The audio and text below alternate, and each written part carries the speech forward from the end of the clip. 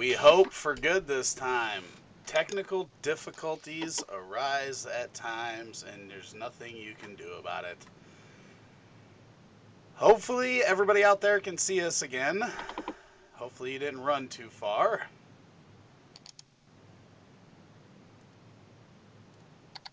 Have you seen us pop up, Brett? We are on Facebook. You look crisp and wonderful. We look a little fussed. We look a little 720. Michael Altman, what's up, brother? They chatting with us over there? Nah, it's just us watching. I like to greet our guests. We're good to go. So I think we're good. If you're ready, I'm ready. Good to go, yeah. So, we had talked a little bit about one Mr. Rob Gronkowski before we got cut off. Going to Tampa Bay after informing the Patriots that he was interested in playing in the NFL again. And Brad is echoing. Yep. Should be good now. Everything at once. What a week this is going to be. We have 4 more nights of this. 4 more. Well, I guess Saturday's a day, so we have 3 nights and 1 day of this to come. Shit happens, you know what I mean? So,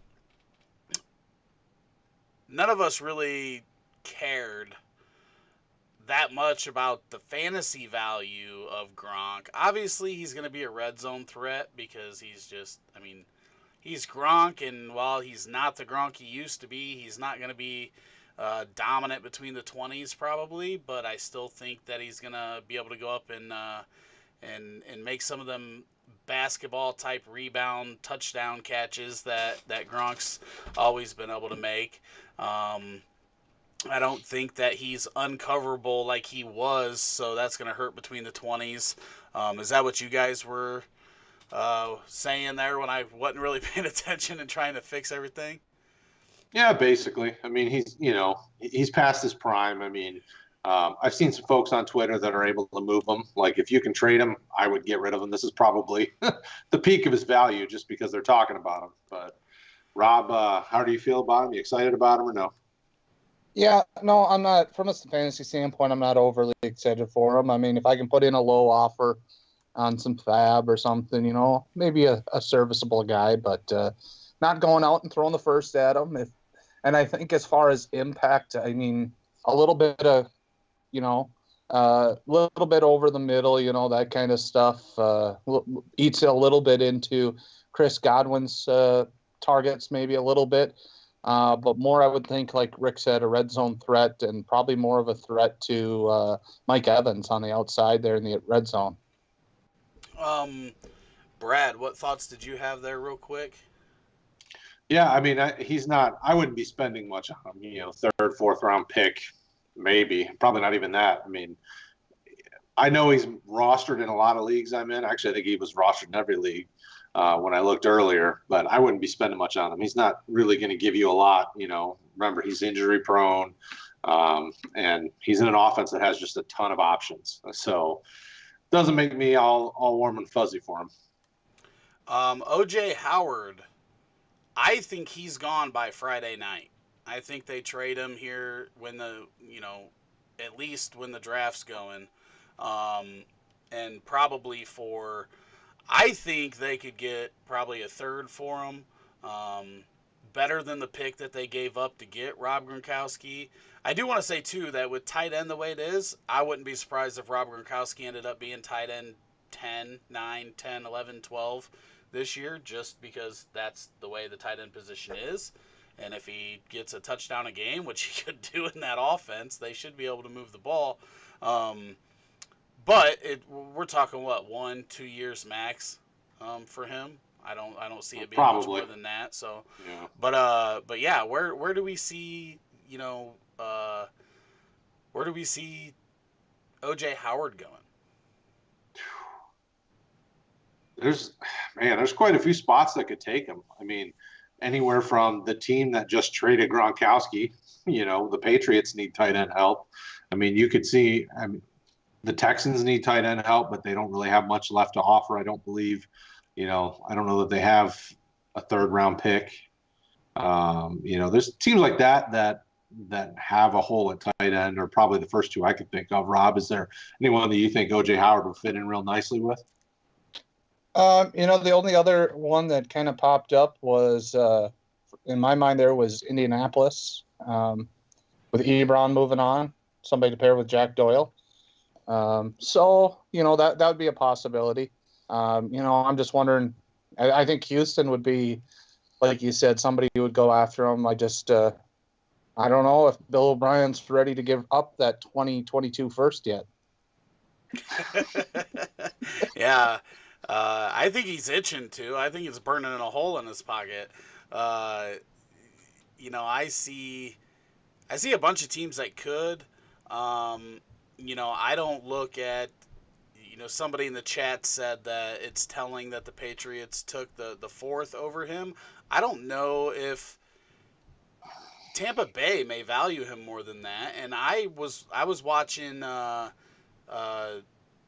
Sims last night, and he was talking about Cole Kmet going in the first round of the NFL draft.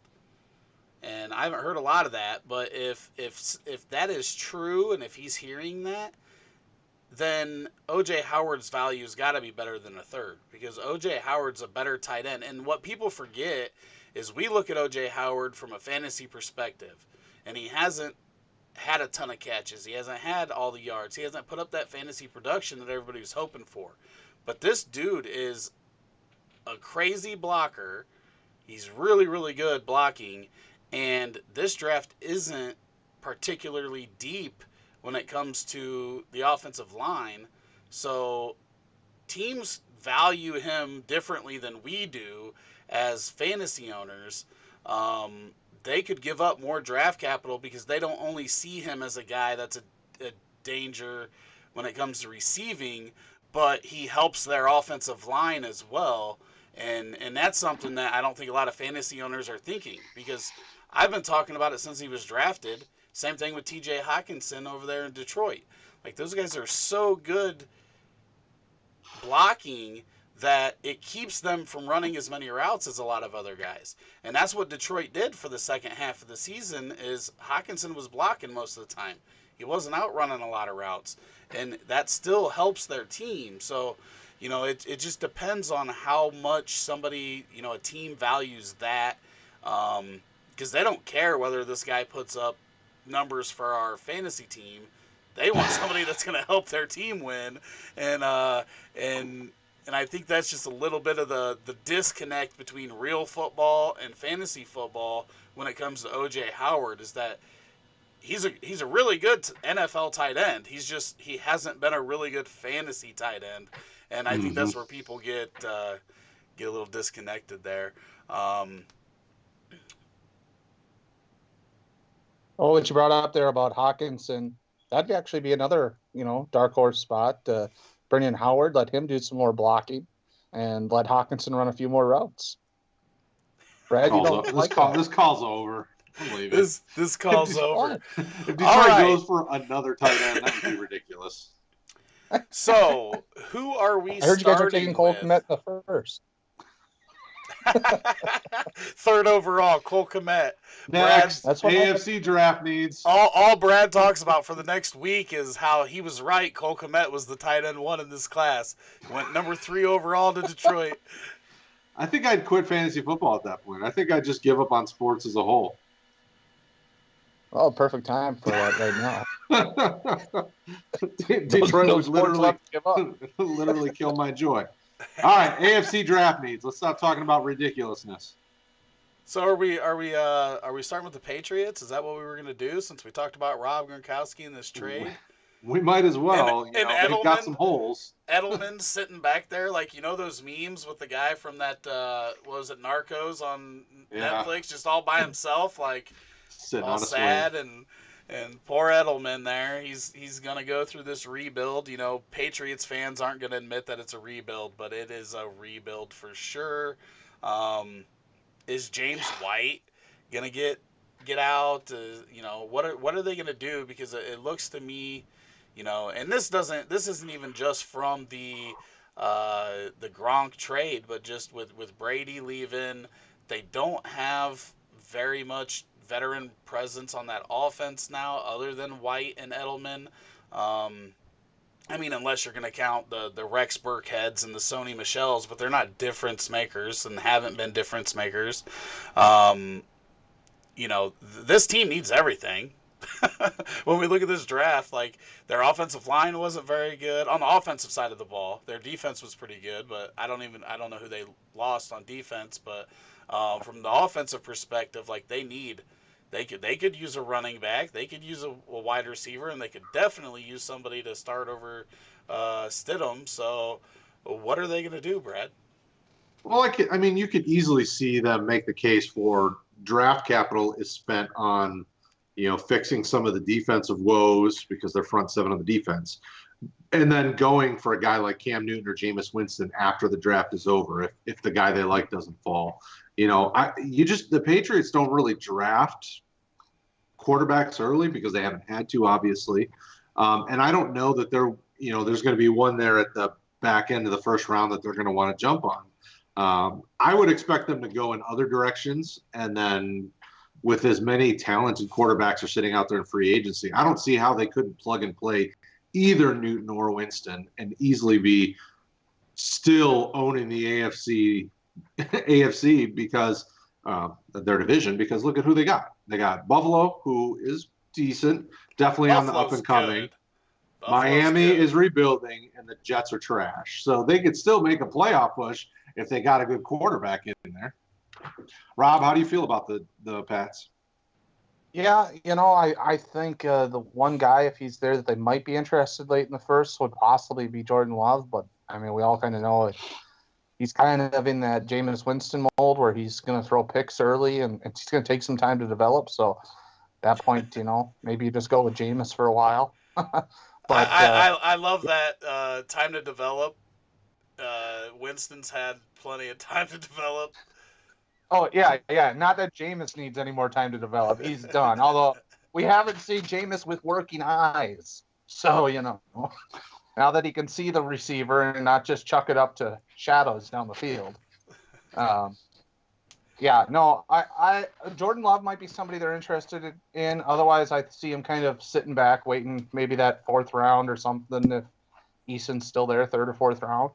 They now with that pick from Tampa Bay, they got a couple of picks there in the fourth, so somewhere they could be looking in that 117 to 140ish range there, where they got a couple of picks. See, I think Jake Fromm is like perfect for their system.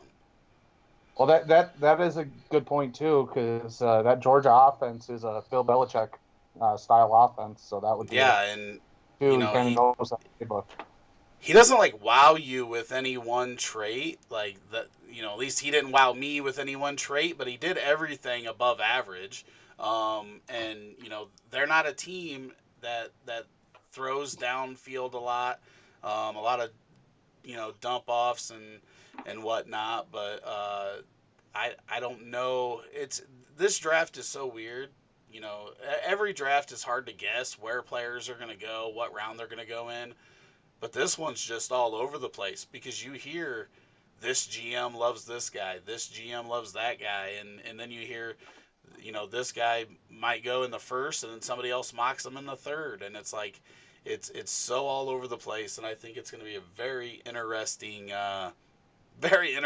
Thursday night, especially if they have any technical difficulties like we did since they did in the mock draft. But yeah, I mean, I really think this team, if they're gonna, I don't think they're the best team in the division, even with one of them quarterbacks. I don't think either of them quarterbacks are good enough. I think Buffalo is putting themselves well ahead of the rest of the division with both sides of the ball. And especially if they get that guy they can count on in the second half to beat down the defense and run the clock out, they could be a real dangerous team. But they need offensive line. If Trevor Lawrence is really what you hear the rumors that they're kind of going for Trevor Lawrence next year, which would be weird to see New England. I don't know what the worst they've drafted in the last 20 years, but it's probably like what 20 or something. um, without trading up. But if they went that route, then they should just, if that's the route they're going, they should just concentrate on that offensive line and get as many linemen and whatnot that they can get, and then you can get wide receivers later in the draft because this draft is so deep at wide receiver. That would be a smart route for them to go if that's the true route that they're going. Um, but Craig says Patriots taking Fromm would help them get Lawrence next year. See, I think that if they did draft a quarterback, no matter what, I think they're perfectly fine with throwing out Stidham and Hoyer for this year, and not starting that rookie that they take this year. I don't think. Well, we know Bill Belichick gives zero shits about anything, about what anybody else thinks. He's gonna do whatever he wants. So 20 years from now, we'll have that ESPN vault. Bill Belichick breaks up a dynasty and makes Gronk retire and shit, just like this last dance for Chicago. We're gonna get that. How'd Bill Belichick tell Brady to leave? Brady's gonna win a Super Bowl with Tampa Bay this year and make everybody throw up. All right, so let's talk about Miami next. It's definitely an up and coming team. I think they're moving in the right direction. They did the right things last year by trading away a bunch of guys to get draft capital.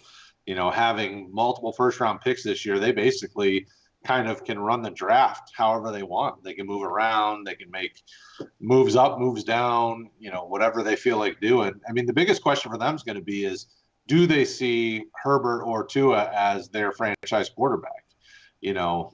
As we've gotten closer to the draft, you keep hearing, well, they like Herbert. Well, they like Tua. Well, yeah. So they have a lot of needs. Obviously, we know they need running back help. They looked like a dumpster fire last year at that position after they got rid of Drake.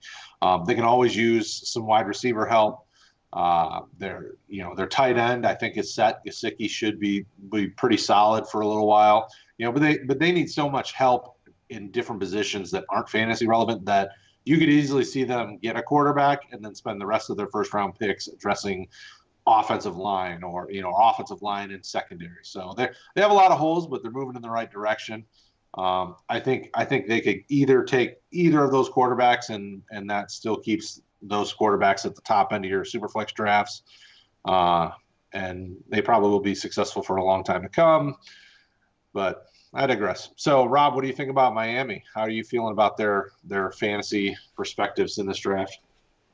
Yeah, I think they've got to attack those skill positions a little bit. They did a pretty nice job in free agency, adding a couple of linemen, Eric Flowers and Ted Karras, to help show that up. And then they did some work in free agency as well on the defensive side of the ball. So they've filled some holes already this offseason. The spot where they're lacking is definitely those skill position type players. Of course, they've added Jordan Howard, but he's probably not the long-term solution at running back or even the guy who might end up with the most touches this year. So they're going to, get somebody else there. Obviously, they're going to get a quarterback early. I think they'd be, in a good boat to get, maybe another piece on the defense, the quarterback and a wide receiver in that first round and wait till the second on a running back. But, I could see him jumping up and wanting to grab Jonathan Taylor, DeAndre Swift as well there at the end of the first round at 26. But, I feel like when they pick in that second round, they're probably going to have their choice of either of them as well, very likely. So I could see them definitely passing that up to kind of go O-line or D-line, like you mentioned, and then a wide receiver and a quarterback. Yeah, I think I'm not sure that they need to go wide receiver that early. I mean, I guess it depends on how much they personally believe in the Devontae Parker breakout from last year.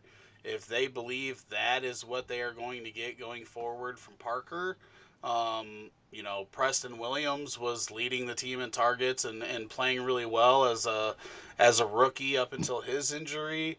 And then they're going down the line, they've got some veteran guys for that wide receiver 3 in depth that I don't think is too bad.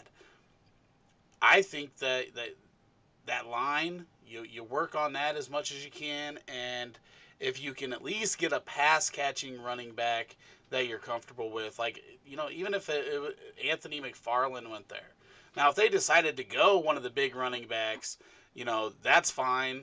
But I wouldn't if I were them, because Jordan Howard can run the ball just about as good as anybody. He just doesn't catch. He doesn't have that multi-dimensional play out of the backfield. But they need a pass catcher to team up with him, a la Tariq Cohen from 2 years ago in Chicago. So like an Anthony McFarland and somebody like that can get in the later rounds and concentrate on that offensive line with that young quarterback, whoever they decide to take. I think is more important. Protect that quarterback, especially if it's Tua with those injuries. Like, get your quarterback and then get your offensive line, protect him, and then worry about running back and wide receiver later. Would be the best thing for them. But I do think that this team has some good potential for fantasy production going forward. Even if it's Fitzpatrick that starts the year, we saw that fantasy production for some of those guys, Gesicki and Parker, at the end of last year. Adding that running game is only going to help them. They're going to have more touchdown upside. Excuse me. So I actually like this team. I think they're going in the right direction. And, the debate of them trading up for the number one, I actually like that spot. I would love if they did.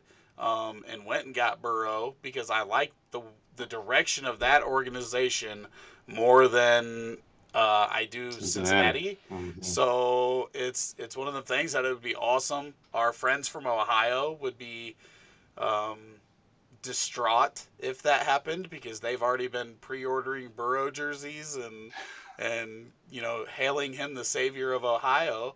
But it sure would be fun, wouldn't it? That would be awesome. Up next, who do you want to talk about? Rob, you want to talk about the Jets or the Bills next? Oh, let's talk about the Bills. The Bills. Man, that was a really hard decision out of two teams. Yeah, well, I had to go with the one that's the easiest to talk about. Because Valid point. The Bills are pretty much set. The Bills already had their first round at the NFL draft, and they took Stephon Diggs. And that might be the best pick of the first round this year. They got themselves a really good wide receiver.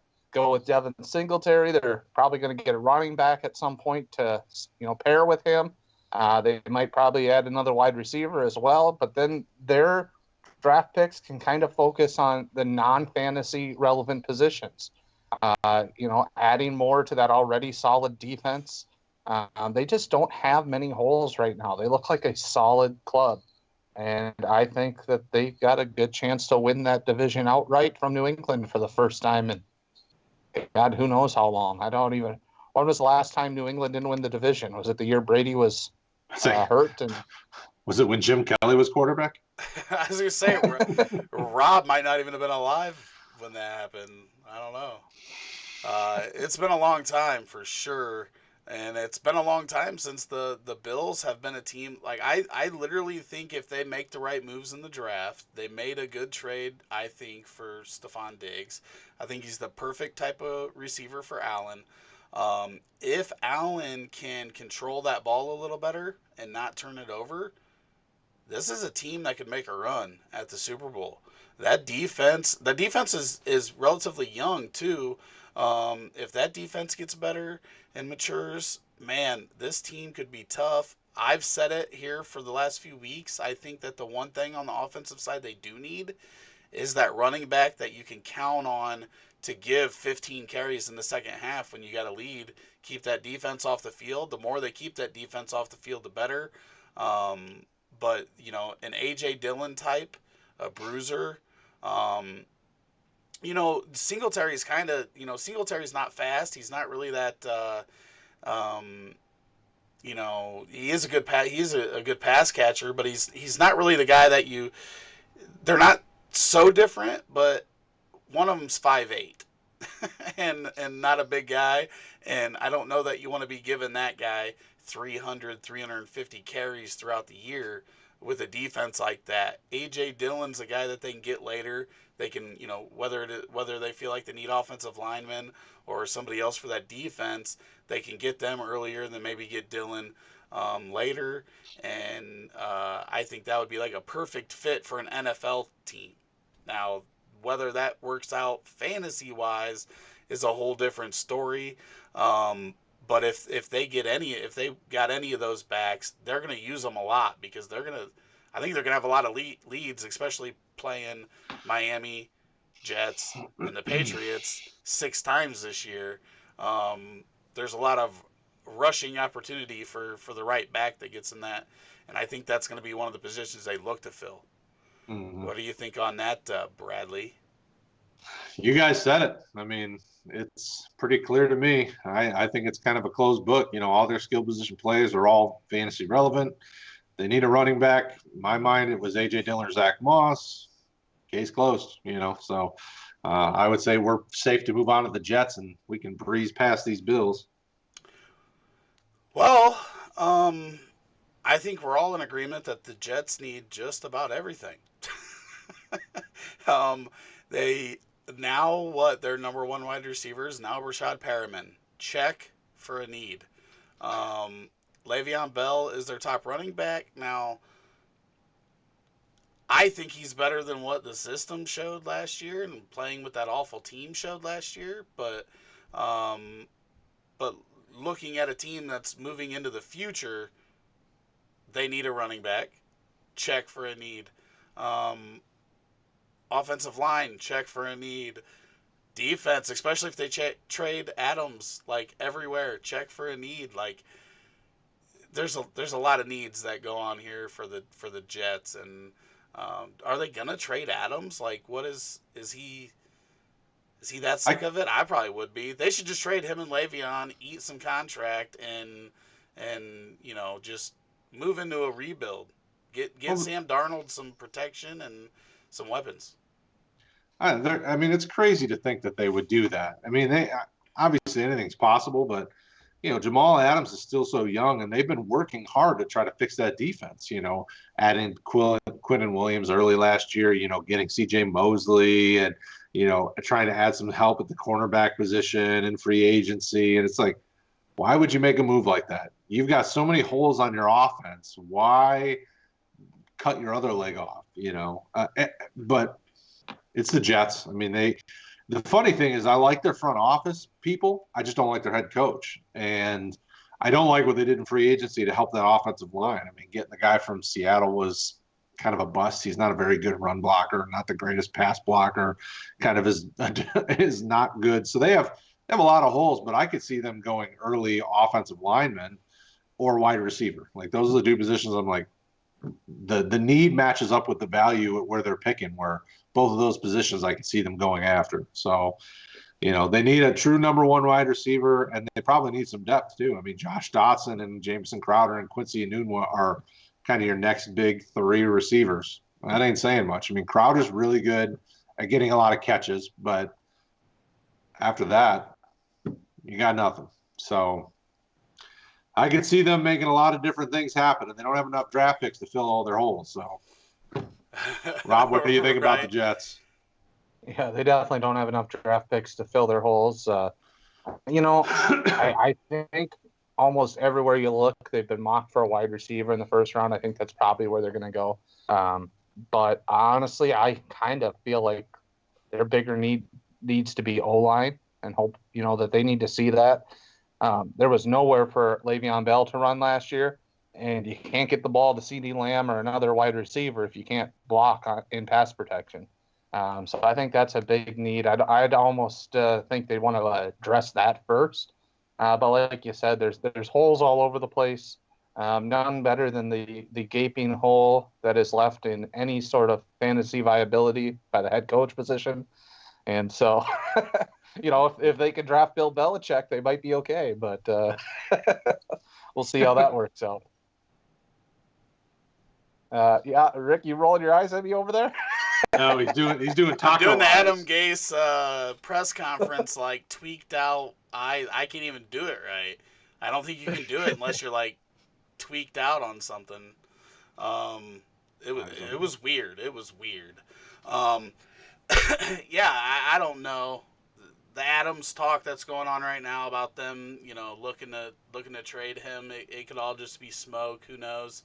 But I mean, this is a franchise that hasn't done much right, so um, they may be moving into the replacing the Cleveland Browns or something if the Browns ever let anybody replace them as the bottom dweller of the NFL. What are we talking about next, Brad? So let's head over to the north and talk about one of the playoff teams from last year, the Baltimore Ravens. Um, outside of depth at wide receiver, I mean, they're pretty well set. They spent early on Marquise Brown. Miles Boykin should continue to develop. So at this point, this team's kind of one of those. They've got a ton of riches, and I would expect to see them focus more on the defense early in the draft than the offense. So there may not be much to say fantasy wise for them. For you offensive guys, defensive guys, there's plenty of IDP options. I'm sure they'll probably jump on. So, I think they all have the same kind of value they had last year. Ingram should still be still be startable most weeks. Justice Hill is kind of your sleeper. Probably still needs another year to really get any opportunity if he's going to get one. Um, Boykin, Brown, and Lamar are kind of the big names there. Rob, how you feeling about the Ravens? Yeah, like you said, I think defense is where they start with. They have to, kind of shore up that run defense a little bit. Somebody coming downhill like a Patrick Queen or a Kenneth Murray, maybe. And then, just like you said, maybe with wide receiver, adding another guy into the mix wouldn't be a bad thing.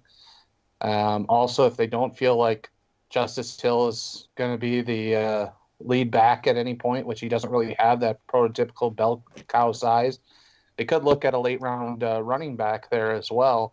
But overall, I think they're going to focus on the defensive side of the ball, and that's more that IDP wheelhouse for you and Craig. It will be. I definitely have lots to talk about if they go early on the IDP side because they've got a lot of spots where they could really get some good startable IDP assets. Rick, how do you feel about them? I think, and I think this has been reflected in a lot of the mocks that I see. They could do anything because they're not particularly weak in any one spot. I do think that with a running quarterback, like if you feel that you need help on the offensive line, then that's probably the spot you should go first, and protect him as well as possible. Obviously, we know he's going to get hit, and get hit a lot, but you do everything you can to protect him. But you know, with Mark Andrews and Brown, there's been a lot of talk that they would be interested in a bigger wide receiver, but you don't have to do that early in this draft, as we're gonna say over the next couple nights a ton. Like you can get that guy in the second, third round with as many wide receivers are in this class. So it's crazy. They're just one of the teams that doesn't have many holes, and they could look at that draft board and say this offensive lineman's the best player on our board, so we're going to take him, or this defensive player is the best on the board, so we're going to take him, or they could really go anywhere, I think, and there's not one particular spot that they need the help in. But if there was one offensive player that went to this team, who would you like it to be? What pick do they have?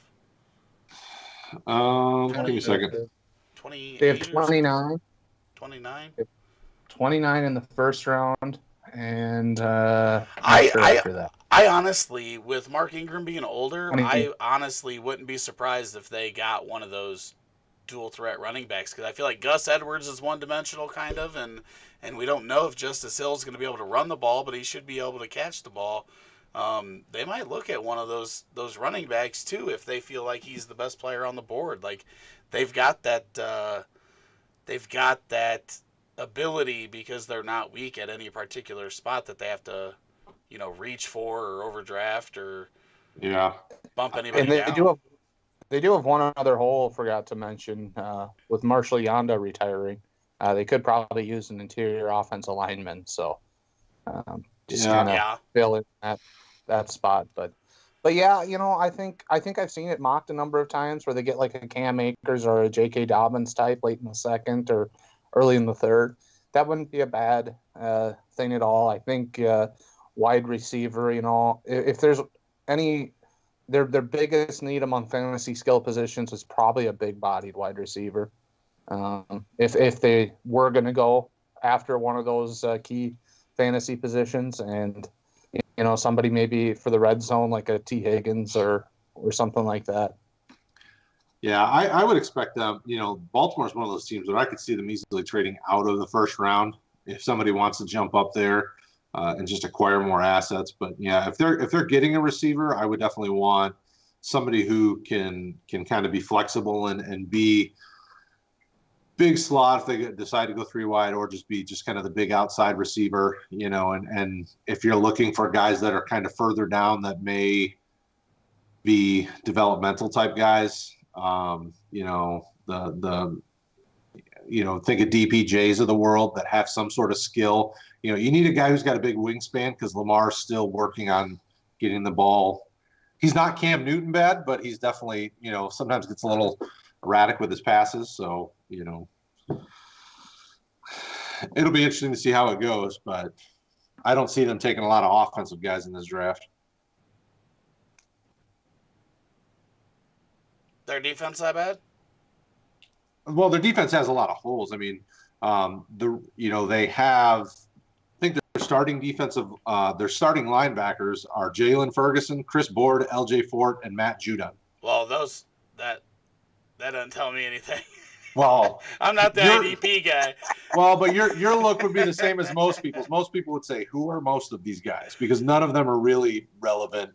Matt That's why I'm Judon asking. might be okay. Yeah. So, most of those names are guys that people are going to be like, I don't even know who this guy is. Matt Judon will be the only one that has any name recognition. So they lost quite a few guys off that defense from last year then. Well, yeah. I mean, and it even started a couple years back. The dude that went over to Green Bay last year in the offseason. I can't even think of his name off the top of my head. Well, right, but I'm just saying their defense was pretty good last year, so. Yeah, and their secondary and their defensive front are really good, but they need some linebacker help. I would expect to see them use their first or whatever their first pick is to be probably a linebacker of some sort. And I would expect them to pick another one at some point because there's a need. The unfortunate thing in linebacker in this draft is you really only have like 3 really good linebackers and then guys that have potential. And so, but yeah, I don't expect them to do a lot on the offensive side. One big receiver, probably a running back if they don't like Gus Edwards or Justice Hill long term. Okay, Cincinnati. After Burrow at number 1, or as I like to say, after they trade with Miami and and then take the bust of the draft wherever they pick.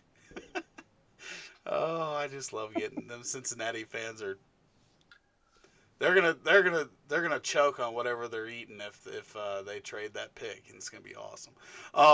What do they need after Burrow at number 1? I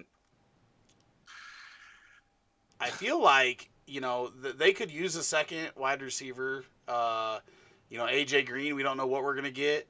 Tyler Boyd, we know what he is. He's not the guy on the outside. John Ross can't stay healthy. I know there are some guys that think Auden Tate is going to be a sufficient outside receiver. I don't think so. I think that this is a team that could definitely use get another young AJ Green type receiver. Michael Pittman. Groom. Oh, I would not be upset with that. But from an offensive standpoint, we know they're getting Burrow. That's neither here nor there.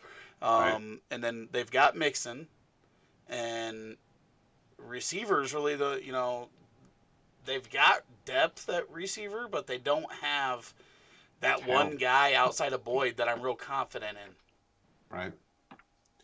Yeah, I mean, I would expect them to be a team after a quarterback and probably another receiver to focus on the line as well.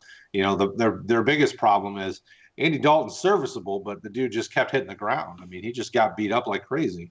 So I would expect to see them grab at least another offensive lineman, and they could easily go after two receivers, and I wouldn't be upset. They just don't like their receiver depth is just not.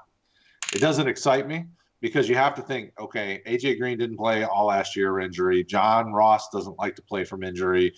And then you got Tyler Boyd. And after that, it's a lot of guys. So if they drafted two wide receivers, I wouldn't be surprised. I mean, they have a lot of other needs, but from a fantasy perspective, you know, I would be interested in them getting two receivers because I think that would help. And then a tight end. I mean, Drew Sample they drafted earlier last year, but he's a good blocker, and I don't know that he's a really great receiver or vertical threat. So add a tight end to their list of needs to go with defense. Well, we talked about it a little bit ago about the blocking tight end, and maybe that's just what they need. Maybe they don't need that pass catching tight end. Maybe having Sample as an extension of that offensive line will help keep Burrow safe. You spend that draft capital, you got to protect those guys one way or the other. What were your thoughts on Cincinnati there, Rob? Yeah, I think you guys make fair points. I think they're gonna go, after Burrow, they got to look, like you said, at the offensive line, and then I think they really got to invest in the defense. They don't have a whole lot of draft picks. This is a team that hasn't made any trades involving draft picks. They're picking one overall in each round, first pick of each round. But you can improve that offense, but you don't want to be in a shootout with a rookie quarterback or a young quarterback all the time. And their defense has really kind of been picked apart the last few years. So I think we're going to see Burrow and then defense heavy and probably late wide receivers, if anything. I don't think they're going to go at wide receiver early, in my opinion. I think they're going to save that for 2021. Yeah, because I mean, the problem is, and I'm not like super in depth, but just reading what other guys are saying, guys that do study the prospects, man, it's gonna be tough to get like offensive linemen that you like really feel comfortable with after the first round. Like from what I understand, like the depth's just not there in this class. There's some really good guys at the top, but they're not going to last because everybody knows that depth's not there. And if that's true, obviously guys can come out of nowhere and be really good, but it's just I think it's interior offensive linemen are better as you get deeper into the draft. Like the tackles, I think outside of the top four tackles, I don't know that there's anybody really to feel that confident in. But inside guys get a lot of help, so maybe that can work out a little bit. But yeah. Well, the tough thing is some of the guys that could have been big names in this draft have had injury issues on the offensive line side of things. The Futoni Nefertiti's or whatever his name is of the world are guys that have this physical tool set but have been hurt. It's one of those things where the top tackles in the draft, because tackles are always the most exciting. Guards don't normally get drafted early. Tackles tend to be the ones that are drafted. So, small school prospects will fall because there haven't been the pro days and the regional combines and all the other stuff that would have gone on for the process. So you could easily see most of the small school guards and tackles slip down the draft. So it's one of those, if you want one, you got to get them early. And so, that's the tough thing. The point that I was trying to make is that first pick in the second round, they may go like, I mean, are there going to be cornerbacks secondary in that range? Because their secondary was freaking horrible last year. So that might be a way that they go is Burrow and then, secondary at the beginning of the second round. If those linemen, if you're overdrafting, if you're taking those guys in the second round, if you can get the same caliber in the third, then get your better defensive player there in the second. Is kind of what my point was. Oh yeah, well, and there will be potentially plenty of talent there, especially at cornerback. You know, guys like Damon Arnett and some of those, the Jalen Johnsons of the world will probably slide down to that point in the draft. And you know, there's plenty of talent in this draft at the corner position that'll be there at the top of the second round for him. So, you know, I definitely agree with kind of where you see a board lining up for him. They should be able to do it that way.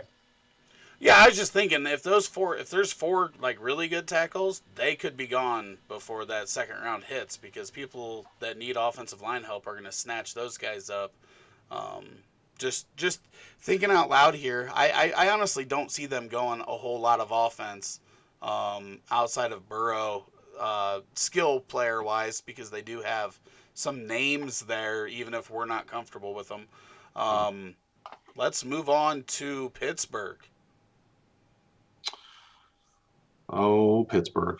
So, you know, they're one of those teams that most years they're supposed to, you know, people expect them to have a lot of fantasy relevance. I think we're getting to the point where they need to do some turnover. You know, obviously they learned last year they don't have the quarterback of the future behind Ben. So I would expect them to try to target a quarterback in this draft at some point. You know, is it a later guy that has some upside? You know, maybe they wait for a guy like a Jacob Eason in the second round, you know, or something of that type. I mean, there's some guys later in the draft that kind of profile like a Big Ben type. You know, but you could add running back to the list of needs. You know, we saw Connor hurt quite a bit last year. Jalen Samuels was, you know, okay. You know, but they also have a lot of needs on the offensive line side as well. You know, they're aging. You know, most of their guys are around 30 if they're not 30. So this is a team, you know, they signed Eric Ebron in free agency. So you kind of think with him and Vance McDonald, tight end set. But outside of that, they could add position players at most of the positions, and it wouldn't surprise me in the least. Rob, how do you feel about the Steelers? Yeah, you know, and they're another team that's been kind of in the news this week a little bit as a potential trade partner with Jacksonville for Leonard Fournette. I think if they don't do that, which I kind of think they're not going to, I think they're definitely in play for a running back in the third or fourth round. Uh, Definitely, you know, some offensive line help, like you said there. A quarterback is on there. Another team without a lot of picks, though. They have no first round pick this year. So, you know, the Steelers do have to kind of make do a little bit with what they got because they're not going to get that early stud. But you know, just finding guys to fill holes. Like you said, a running back is a possibility. I'm really surprised to see a lot of places listing wide receiver as a need for them. I don't think that I'd put that up there, not with Washington and Smith-Schuster and Deontay Johnson. But I have seen that listed quite a bit as a need. So the good thing about I think having three solid wide receivers is they have a chance when they pick in the second round to maybe trade down and acquire a few more pieces to help kind of build that aging team back up with some more youth. So unfortunately for them, they just don't have a first that they're able to do that with. Yeah, I don't know that they're gonna go running back early enough that it's gonna make us feel like Connor's job's in any jeopardy.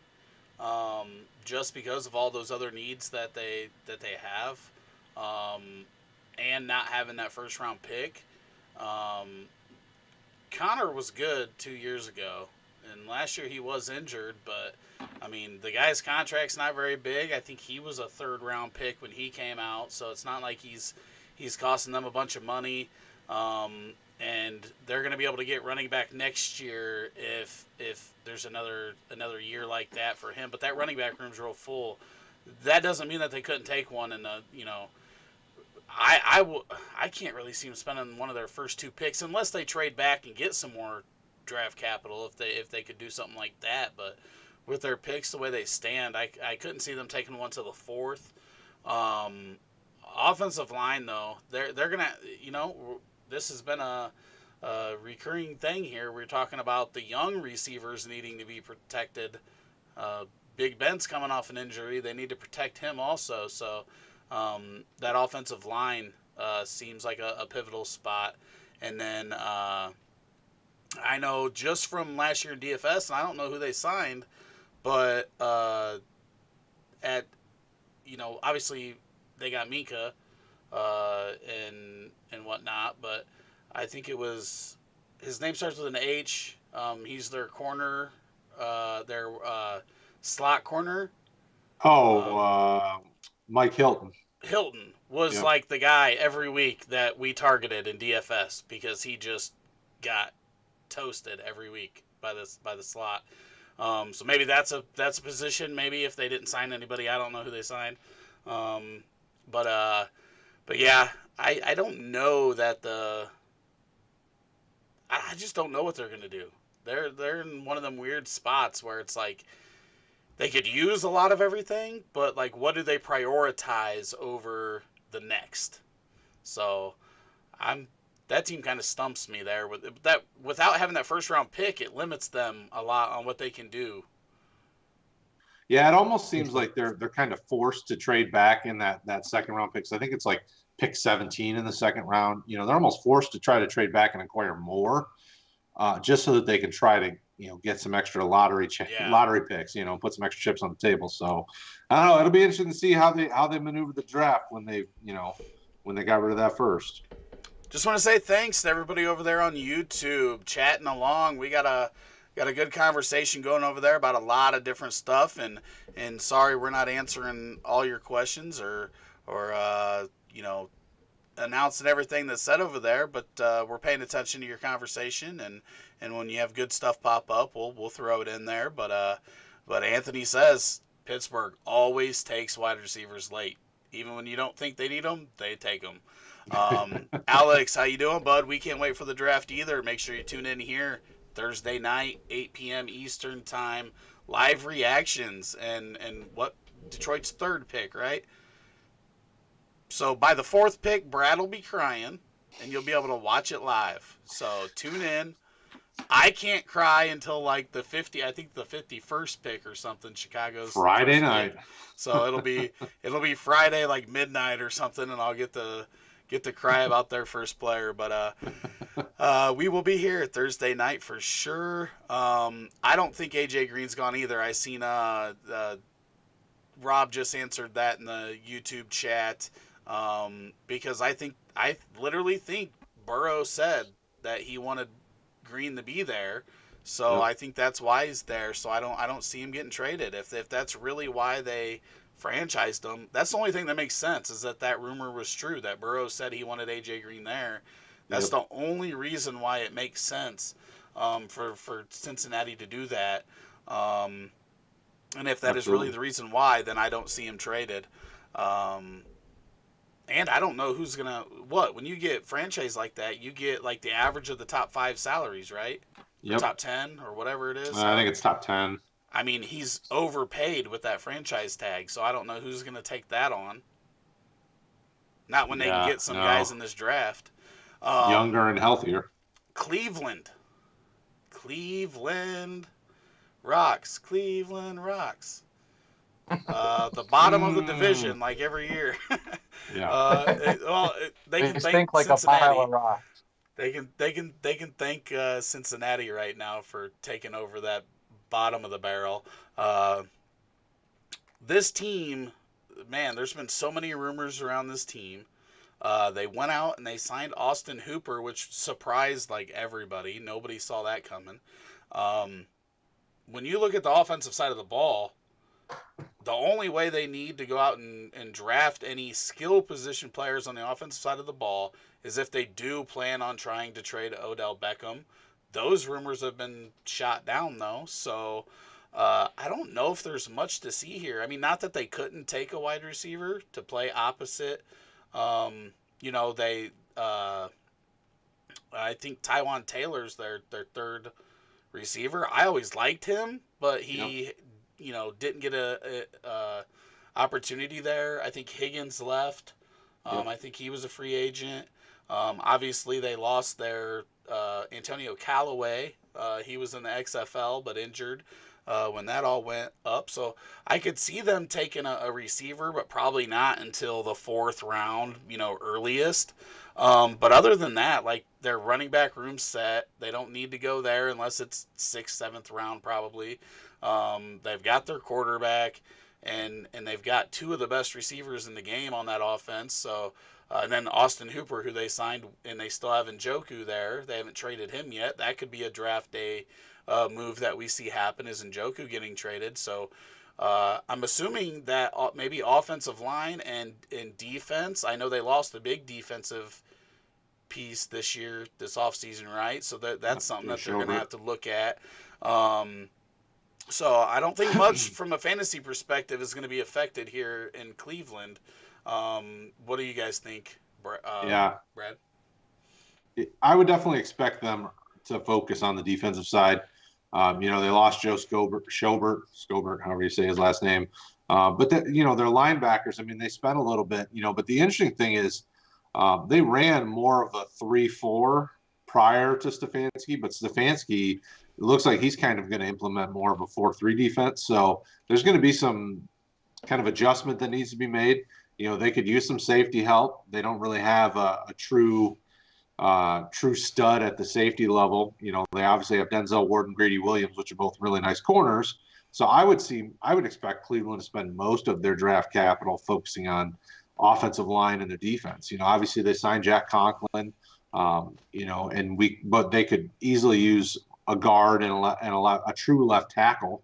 So, I could see them spending their earliest round pick, whatever their earliest first is, on offensive tackle, and then kind of going best player after that. But Stefanski is one of those guys that uses a lot of two tight end packages. So it wouldn't surprise me if they kept both Njoku and Hooper and just drove fantasy owners crazy all year. I mean, like I could see that happening, as much as I don't like it. I would like to see Njoku traded. But Rob, what do you think about the Browns? Yeah, I could see Cleveland not drafting a single fantasy player in this draft. Defense and offensive line. They were in the low to mid 20s last year as far as offensive line goes. Can you imagine what they would ever do? Nick Chubb could ever do if they could put him behind a top 10 offensive line. And, they put, like you said, they brought in Jack Conklin. They also signed Evan Brown. They've quietly had a very decent offseason, I think. Added Carl Joseph at safety last week. A couple of cornerbacks added as well. Andrew Sendejo was signed, another safety. So, they've kind of added some good pieces, some decent pieces, but they've still got work to do on the defensive side.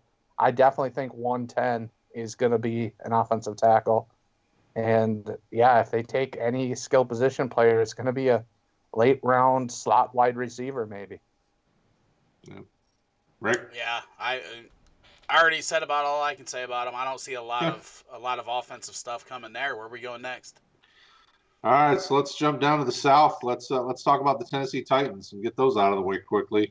They've got everything kind of locked up. They brought back most of their skill position players. Obviously Derrick Henry's still there. Ryan Tannehill obviously has solidified himself as their QB. Corey Davis, AJ Brown, Adam Humphries. I mean, I don't see them focusing on that. They have some other needs. Obviously, they need to fill in for the aforementioned Jack Conklin, who left for Cleveland. So I could see them being very similar to Cleveland, where you don't see a offensive fantasy relevant. I got to correct Rob. Plenty of IDP relevant options that could be in there. But Rick, what do you think about the Titans? What about the rumors of Corey Davis being on the block and them potentially moving him? That would open up for them to look at wide receiver. I would love that, because then I could finally see Corey Davis go somewhere and become a good wide receiver. That'd be amazing. I wouldn't hate the scenery change either. I mean, maybe that's what is needed. Who knows? But I was just like you, very high on him. He was my 101 in that class, and we know that was my worst pick out of my 8 first-round picks that year. So let's go ahead and have that happen. But other than that, I completely agree with you on the offensive side of the ball. If Corey Davis is still there, I don't see them doing that. I know they had a bunch of free agents. They locked up the big-name guys. I don't know where they lost other than Conklin. Losing him's big, so offensive line could be early, and then just keep building that defense out. This is obviously a team that beat Baltimore when nobody thought they had a chance. And with that running game, and if Tannehill's even 75% of what he was last year, he's helping them win games. So, uh, that's a team that's dangerous, but probably doesn't need a whole lot of a running back too. We've talked about. I've seen Swift mock there a bunch of times in the first round.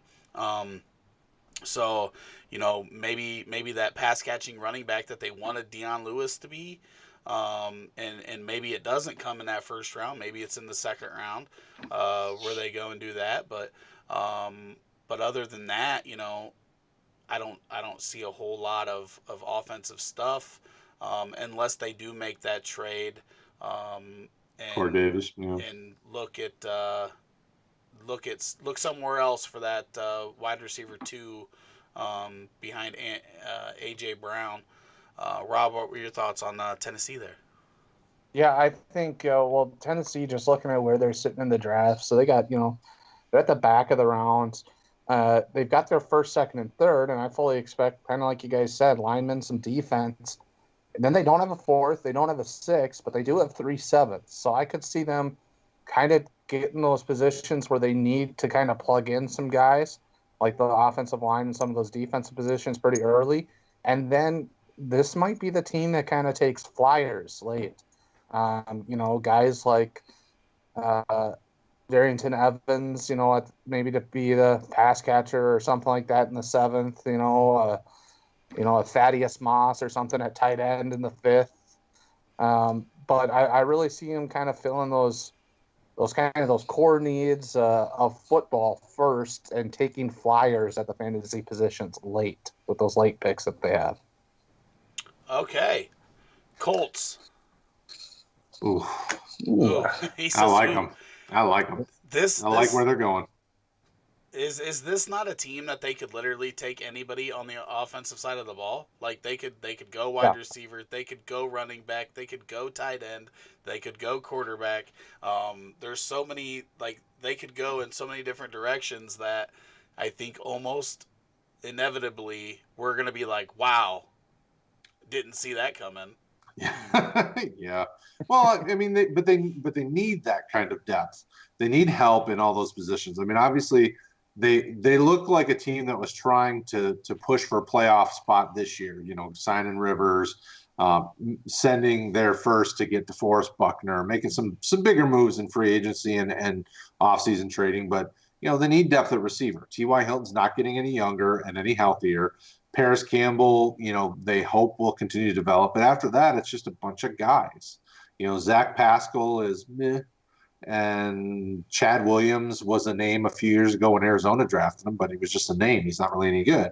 So I agree. I mean, they could go anywhere on the offensive side of the ball or in the defensive secondary. They were talking about Malik Hooker is possibly on the trade block, and he's a guy they drafted early a couple of years ago at safety. So, there's a lot of different ways they could go, and I wouldn't be surprised. But they're also a team that I think if they make a couple of good moves in this draft to solidify some of these positions, they could be pushing for a playoff spot this year too. When's their first pick? Because they traded their first, right, Two. for Buckner.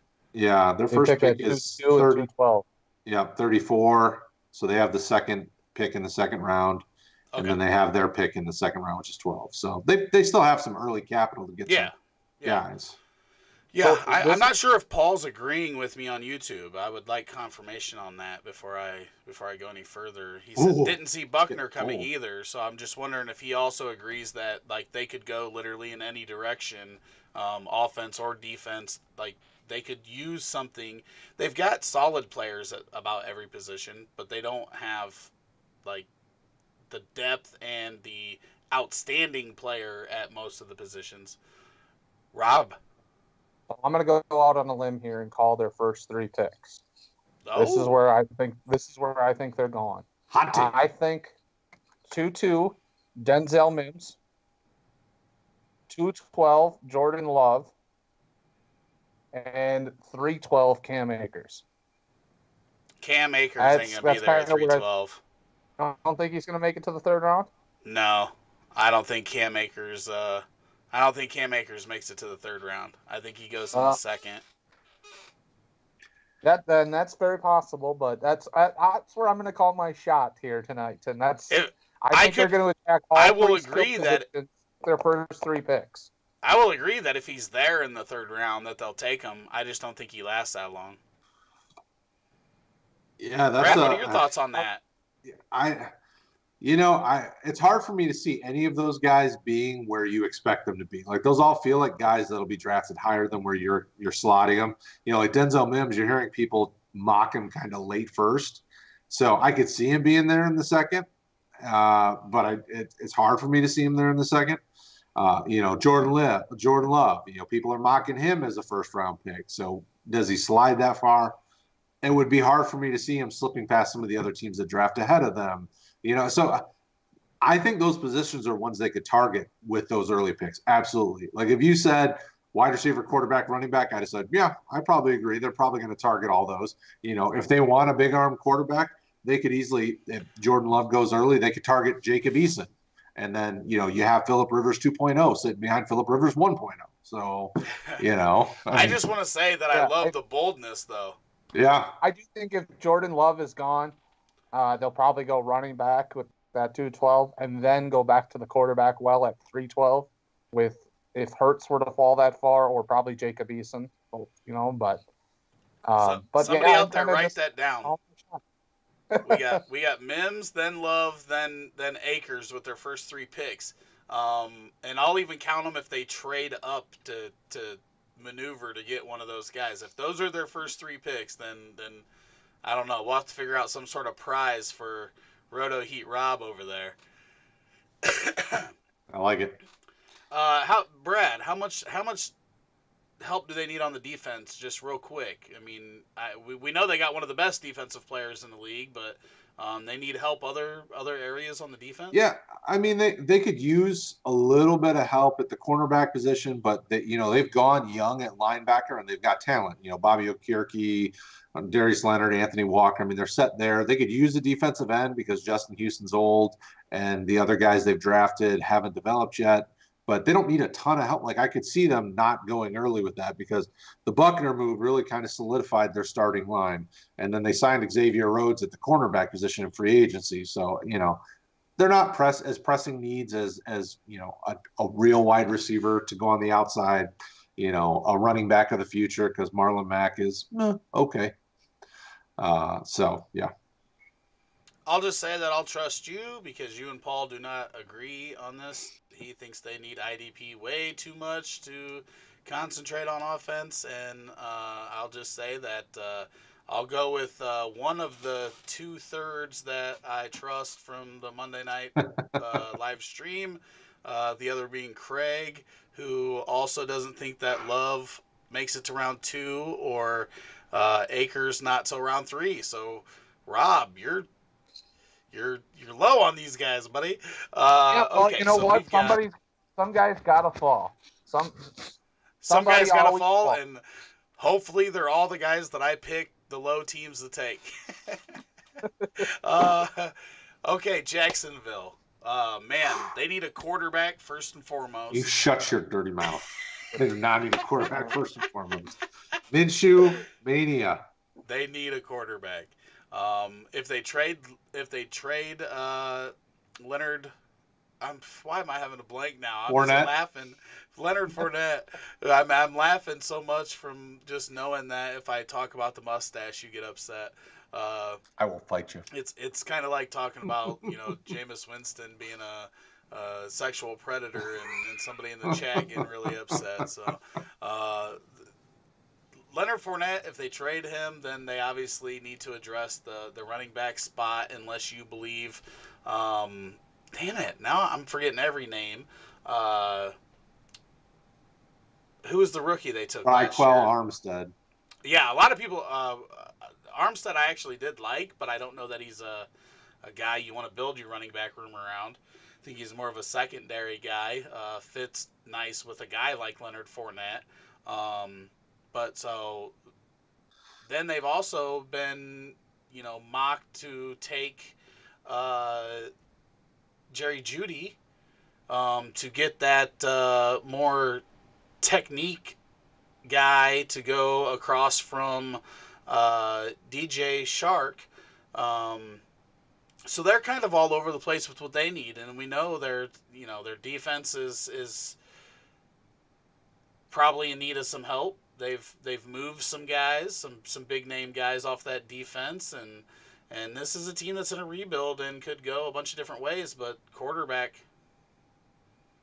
Shut your mouth. quarterback. Listen, they're going to give Minshew this year to see Hasn't it. Love been mocked there at 8 a lot too? Haven't a lot of people said, or Herbert, or um, if Herbert doesn't go, I meant Herbert, not Love. If Herbert doesn't go to Miami at 5, that Jacksonville could be a spot for Herbert. Most people are going, defense for Jacksonville at their first pick. Like an Isaiah Simmons or something like that. I mean, I could see them going quarterback early, but I would expect them to give Minshew at least 1 year to see what he's got.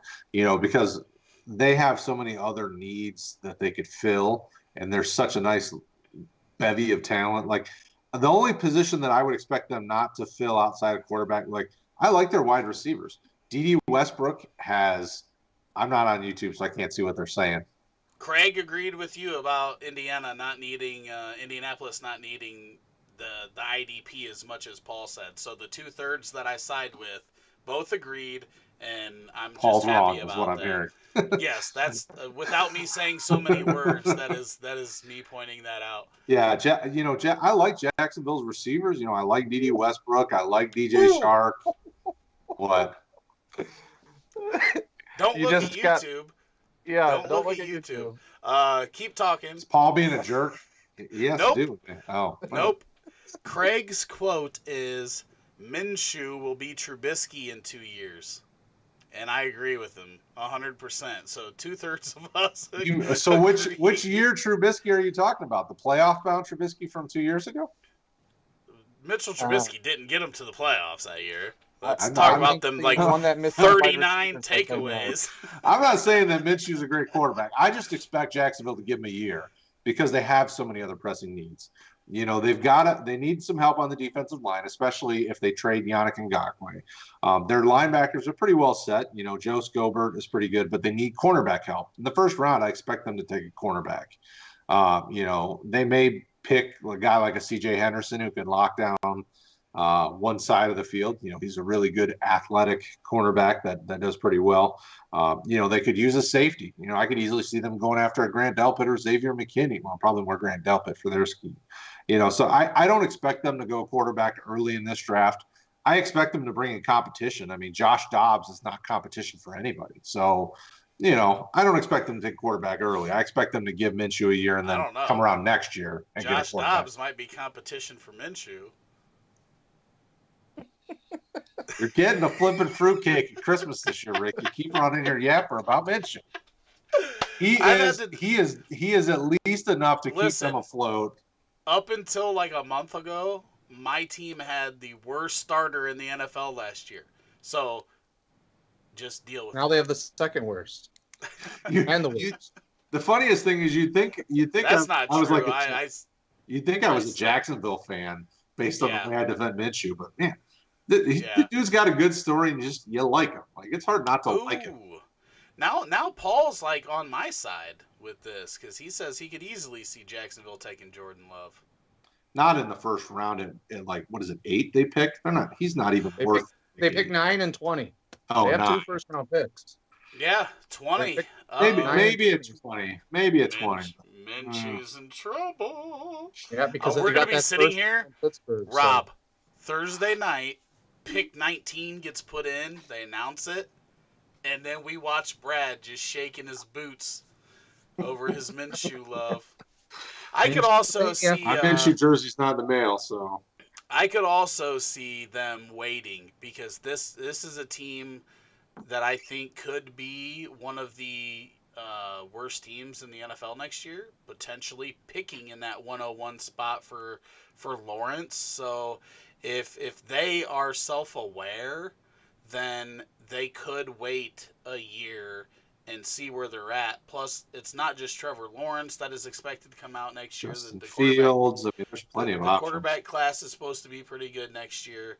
So if they're self-aware, they could give Minshew that year, as much shit as I give you, and potentially they could be one of the teams that is in the running for Trevor Lawrence, and that's a bigger prize than any of these guys. Yep. I think no matter what, Minshew's life is a little limited there. Sure. Time is limited there in Jacksonville. Um, He'll probably be a guy that bounces around though for a while and gets opportunities here and there, and Probably probably more going to be clear a backup backup than for a long anything. time. Yeah. Yep. But come on, guys, they aren't taking quarterback in the first. Bet money on this. Anthony's trying to get us to bet money. I agree with you, dude, Anthony. This dude doesn't even know how to rank his quarterbacks, and he's trying to get us to bet on quarterbacks. He got Kyler Murray. He got Kyler Murray 49th and 1 QB and 51st in Superflex. I love you, Anthony. And I'll tell you what, Anthony, this stuff is saving my life already. Anybody out there that it blurred it out like right on the name. Anybody out there that Sponsored has by allergies, Allegrano. yeah, they should. But this stuff, Anthony told me to get this stuff, and I've been taking it I got it Saturday. I've been taking it every day since. I already feel 1,000% better with my allergies, and they are bad. I'm allergic to every antihistamine that I've taken over the last 15 years, so normally I just deal with it. So as much shit as I give him about him rushing his rankings and having Murray lower in Superflex than he had him in 1 QB, I have to appreciate that guy for turning me on to that allergen. But anyways, back to Jacksonville. I think we've talked about the quarterback enough. I think that it's possible that if they do go quarterback, I think it would be best for them to wait a year and see where they're at next year and let Minshew do that. Plus, Minshew's going to sell some jerseys for you if you got him started, so you might as well just ride that Minshew mania out while you're bad anyway. Rob, where are you thinking they're going, buddy? You think Judy's a potential? That's possible. I think like we've talked a little bit about, they got rid of some of those defense pieces the last year plus. They got to retool that defense. They've got not a great offensive line, so I think they got to do some work up there. I completely agree that if they're smart, which Jacksonville's new ownership hasn't proven to be smart yet, just look at the fact that they've alienated every good player on their roster over the last 2.5 years. But I think if they're smart, they would do exactly what you're saying, and that is hold off and go for Fields or Lawrence next year, because they are going to be, in my opinion, one of the worst teams in the NFL. Probably And bottom 4. I think I have them ranked 30th or 31st on our NFL draft rankings that we've been putting together, or on our NFL power rankings we've been putting together. So yes, I've got them definitely down there. Spoiler alert. NFL Power Rankings coming to rotoheat.com next week after the draft. Yep. So I've got them down low. The only piece I'm real confident in there is DJ Shark. I think he's a good wide receiver, and I still like Leonard Fournette, but obviously they've alienated him too, and he's probably going somewhere else. So, but yeah, this team needs a lot of work, and I worry about it when you see the owner's son getting into Twitter arguments with players that nobody is going to want to go there, and they're going to be bad. I mean, when you're tweeting at Yannick's going to be gone before the season. Fournette's probably going to get traded. This team's going to be very, very bad, so they need to start filling in those foundational pieces, those linemen and that kind of stuff in the defense, and then worry about those quarterbacks and that stuff next year. Yes. Who are we missing? Did we Houston get everybody Texans. in this division? Oh, goodness. Listen, draft picks left? Let's go ahead and just say that first off, what this team needs is to replace Bill O'Brien. Until that happens, I have no confidence that I have any idea what the hell he's going to do with this team. We've seen how do you trade? I just don't understand how you can trade DeAndre Hopkins and Jadeveon Clowney and not get a freaking first round pick back in either deal. How do you mess up so bad that that's what happens? Like, it's just, I think it's crazy. I think it's terrible. And I'm not even going to guess what they do. But that, I And mean, then they gave first up they just two needed Tunsil last year as well. do You gave what? up 2 firsts for Laramie Tunsil, and then you don't get anything back for Clowney and Hopkins. What are you doing? And Tunsil, well, yeah, he was a high draft pick and he's a serviceable tackle, but he's not a great tackle. What was he last year? Like the 48th ranked tackle or something crazy in football. That's your left tackle, and that was worth 2 firsts. And then you've compounded that further with more mistakes. I He's mean, they're in a world of hurt. doubling down on the dumb decisions. That's all. I mean, Yeah. their two biggest needs are arguably based on the two biggest players they traded. They need a jack linebacker, which is what Clowney was, and they need a wide receiver because 3 injury-prone guys are not a wide receiver one. Like Brandon Cooks, one more hit away from retirement. Will Fuller can't stay healthy for a season, and Randall Cobb. It's Randall Cobb, Kenny Stills Yeah, may be their wide receiver one. since we Rand, started this team, Will Fuller pulled both hamstrings. Randall Cobb actually played really well in Dallas last year, so I'll give him that. Obviously, Will Fuller plays really well when he's on the field. It's just for 9 to 10 games a year, and 4 to 5 other ones with hamstring pulls and everything else. But so what you're saying is that they're not going to draft that linebacker to replace Clowney, and they're not going to draft that wide receiver to replace Hopkins. Is basically what you're telling me, because this is Bill O'Brien. Next division. They need lots of help. Everything outside of quarterback is a need. So let's jump over to the freshest uniforms in the AFC, the Los Angeles Chargers. I'm not getting the hype. Dude, I love those uniforms. Not Well, only I the powder blues, the all whites look good, and The even the powder 90s blues I throwback look like. good. The powder blues I like. The rest of them I didn't love. Mm. Yeah, the The powder only blues thing are I don't sweet. like about them is those helmets. I don't know why they put the numbers on there. That's what I don't get. The numbers on the sides, they look goofy. Other than that, I like the uniform. That's an homage to their old school. Was it the 70s where they had the numbers on the helmets, I think? Yeah, a while ago. Before me, that's for darn sure. In this case, Great move, you sound Anthony. something older than me. What Great. Anthony said? He traded away David Johnson for Devin Singletary today in a league, and he said, "Good move?" ? Great move. David Yeah. Johnson's done. He's toast. Put some butter on him. Yeah, Uh, that's now is the time to trade him. so we're talking Chargers. Mm-hmm. Quarterback, running back. Yep. Yep. Yep. Wide I like receiver. quarterback, Any running back. depth at wide receiver? Any Yeah, depth at some wide depth, receiver? Depth late at wide tight receiver. end? So we know that they paid Eckler, so they don't need to go out and get that 2 down back or 3 down back. I meant to say 2 dimensional, and I mixed them up and got it all wrong. So maybe that's another spot. Maybe AJ Dillon's that would be a good spot for AJ Dillon, maybe. Even though I guess they did have Melvin Gordon and Austin Eckler both there catching the ball.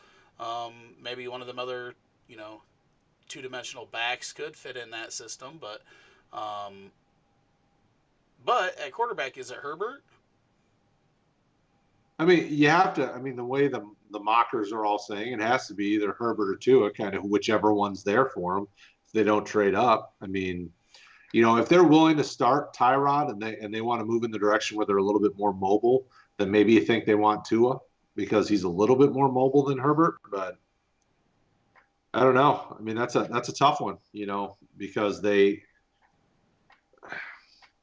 Obviously, they I have a few so holes. So I think Herbert is more mobile than Tua is. So I think they want to go Justin Herbert back there. depends on how that hip is. Yeah, but even just their play styles. I mean, Herbert is a guy who's run for what is it, 400 yards each of the last 2 years, and Tua is not that guy. He's much more of a pocket passer from what I see.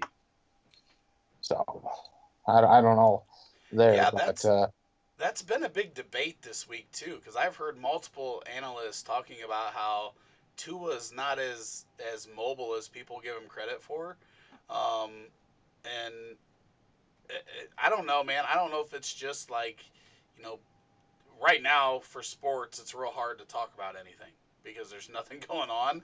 So, I've watched I watched the 2 hours of The Last Dance the other night, and then I've watched like 8 hours of other original content that people put out after that about the Bulls. So that's how starved we are for content now. So I think some people are just making shit up. I've seen a lot of Twitter theories on trades. We've seen the Odell's going to Vikings, and it comes out that was all just fake news, and so you never know with these mock drafts. People just trying to make something different, get some clicks and whatnot. But I think they definitely go that route. One of them quarterbacks early. If unless they have decided that they're going to bring in Cam Newton after the draft. Let's say that a player at another position that we assume is going to go ahead of them um, doesn't. Somebody gets pushed back. Somebody goes. There's always somebody early that goes that we're like, what? Like the Daniel Jones or the Denzel Ward. I remember when he went, number 4 overall. Everybody was like, holy shit, why'd he go that high? If there's one of those and somebody gets pushed back, then that could shake it up. But I think they end up with Herbert. I think Tua goes to Miami and Herbert goes to Los Angeles there. And Yeah, I mean, for me, I expect them, like, I expect a running back in the draft for him. And I would love to see him get, like an Antonio Gibson or like a Zach Moss, kind of a bigger thumper, kind of a guy that can be a little more physical because Austin Eckler was much more of a pass catching back, and then quarterback. I'm okay with either one. I think Tyrod probably gets the nod early in the year, just because of the veteran presence he is, but get a running back, get a wide receiver, and then on the defensive side, get some linebacker help, corner. I mean, they got Chris Harris at free agency, but you need to get younger at corner. You've heard them talking about trading Desmond King. If they trade, arguably their second best corner, they'll probably need to replace him. But offensive line always seems to be a problem here too. yeah, they've been one of the worst offensive lines in football for a couple of seasons now, especially pass blocking. I mean, that pocket just always seems to collapse on Rivers. And good luck getting the ball to Mike Williams if you can't let him get downfield, because we know he's not a sprinter. So he needs a little time. And when you don't have any time, he can't get open. So that, I almost think offensive line's a bigger need, but it's a quarterback-driven league. And so I assume that they're going to go with a quarterback and put off offensive line yet another year in the first round until 2021, which – I almost think they should flip and go the other way too and get the offensive line and wait on a quarterback, because they're probably going to be near the bottom of the league. But, that's not the way the NFL works too often. yeah, I think when we look at the Chargers, the only spots that we can say that they are like locked up on are Keenan Allen on offense. They could use some more talent on the outside at receiver. Derwin James as safety, and Ingram and Bosa.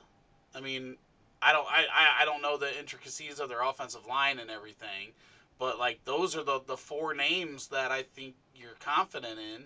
And then past that, is there anybody else on that defense that you feel great about at any of those positions? And are you more confident in Mike Williams than I am?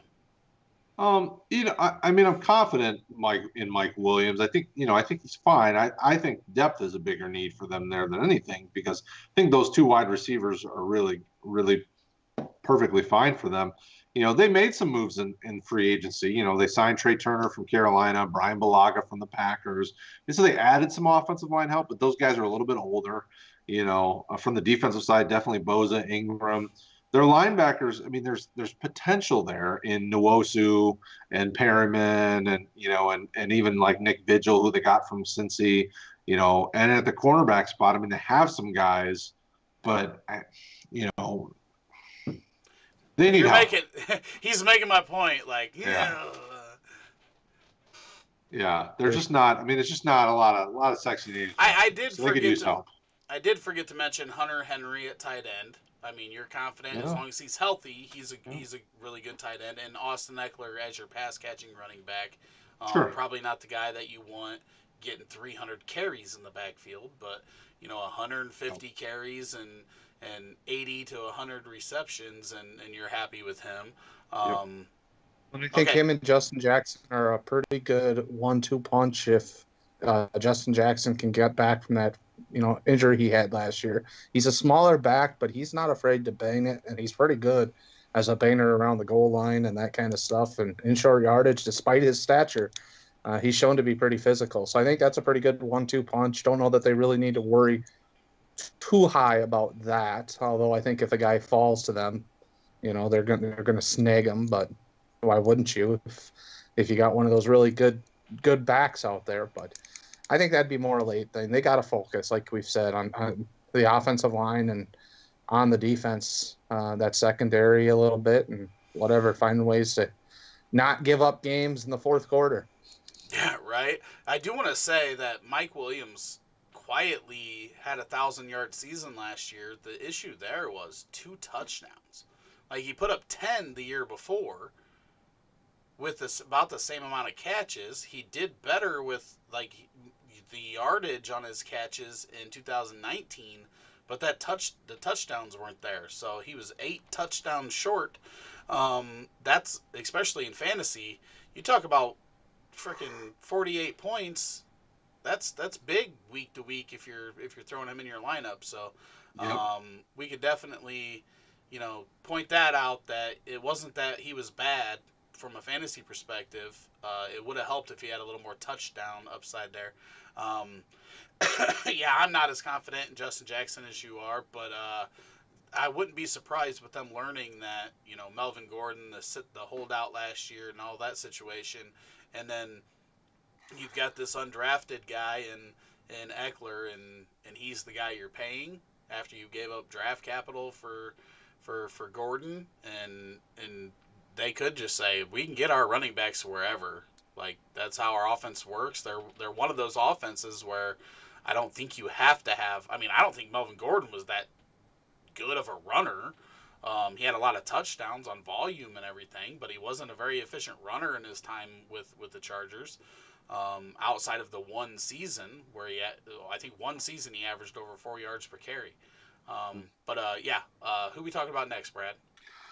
We talk about the Raiders. So much for an hour and 15 minutes, right? We're working on it. We're moving. So the Raiders, they definitely, obviously, we've been hearing them mock CD Lamb in the first round. They need a true number one receiver.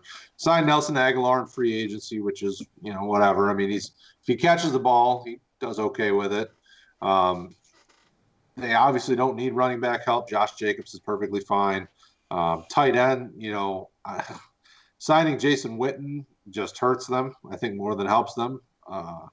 And then they need some help on the defense. They could use one more linebacker, could use a corner or two, and that's probably the big parts on the defense. So I would expect them to focus more on the offensive side of the ball and get a couple of skill position players. Probably 1 to 2 wide receivers in this draft. Okay. Rob? Yeah, I agree. Oh, I Rick. agree. I think they did a nice job last year in the draft defensively, and so I agree that I think they're going to focus on the offensive side. They definitely have to get some wide receivers. They don't have a wide receiver one, and so you got to get somebody in there. And really, when you're talking rookies, they're probably better off trying to get 2 guys to fill that position. So, a CD Lamb and then coming back, in the second or the third round, probably the third round with another one would not be a bad move there at all. What I was gonna say is with the talk, because I mean I've seen it in more than one spot. I've seen it on Twitter and I've seen it in some mocks of Well, one, Kyler Murray's been talking up Lamb to Arizona, wanting him to take them. They have the 8 pick, right? I think it's Arizona. So I've seen that. So if they took Lamb at 8 and Judy did go 9 to the Jags, that messes up everything for the teams like the Jets and the Raiders and the 49ers Broncos and the who 49ers. Yep. who we talked about 11 through 13 right there being a spot where we could see Ruggs, Judy, and Lamb all go. If this ends up being true and happened, which I don't know, it could just be smoke. It could be trying to get these teams to trade up into that spot so they can get extra capital. But man, that would be crazy. But I do agree. Like I like Tyrell Williams on the outside for this team. The issue is, I mean, I think the first 6 weeks he had a touchdown or something. He was playing real well, and then they had some injuries and whatnot. But Yep. but I think they need more of the technician opposite him. So I think Judy makes more sense than Lamb, and I like Judy more anyway. Uh, but I could see them taking either of those guys. We know they like the speed, so it could be Ruggs. We know they got running back locked up with Jacobs last year. Um, I just I'm really interested to see what they do if the Carr Gruden relationship is really as difficult as it's been made out to be at times. If this isn't a team that we could see at some point in the draft find a replacement for Carr, or if Carr could be traded during this draft if somebody else that's looking for a quarterback doesn't land the guy that they wanted in the draft. And then that opens up a lot of different things that they could do, bringing in a Jameis Winston, bringing in a Cam Newton. Uh, Depending, we know that Gruden will do whatever he wants. So if he feels with the money that he paid Mariota that he wants to give him a year, I just think this team could do a lot of different stuff. Absolutely. Definitely agree. Yep. They could do a bunch. All right. So- The Denver Broncos. Rick, why don't you kick us off with them? How are you feeling about the Broncos, and what Well, are they going to do? They should draft a running back to replace Melvin Gordon.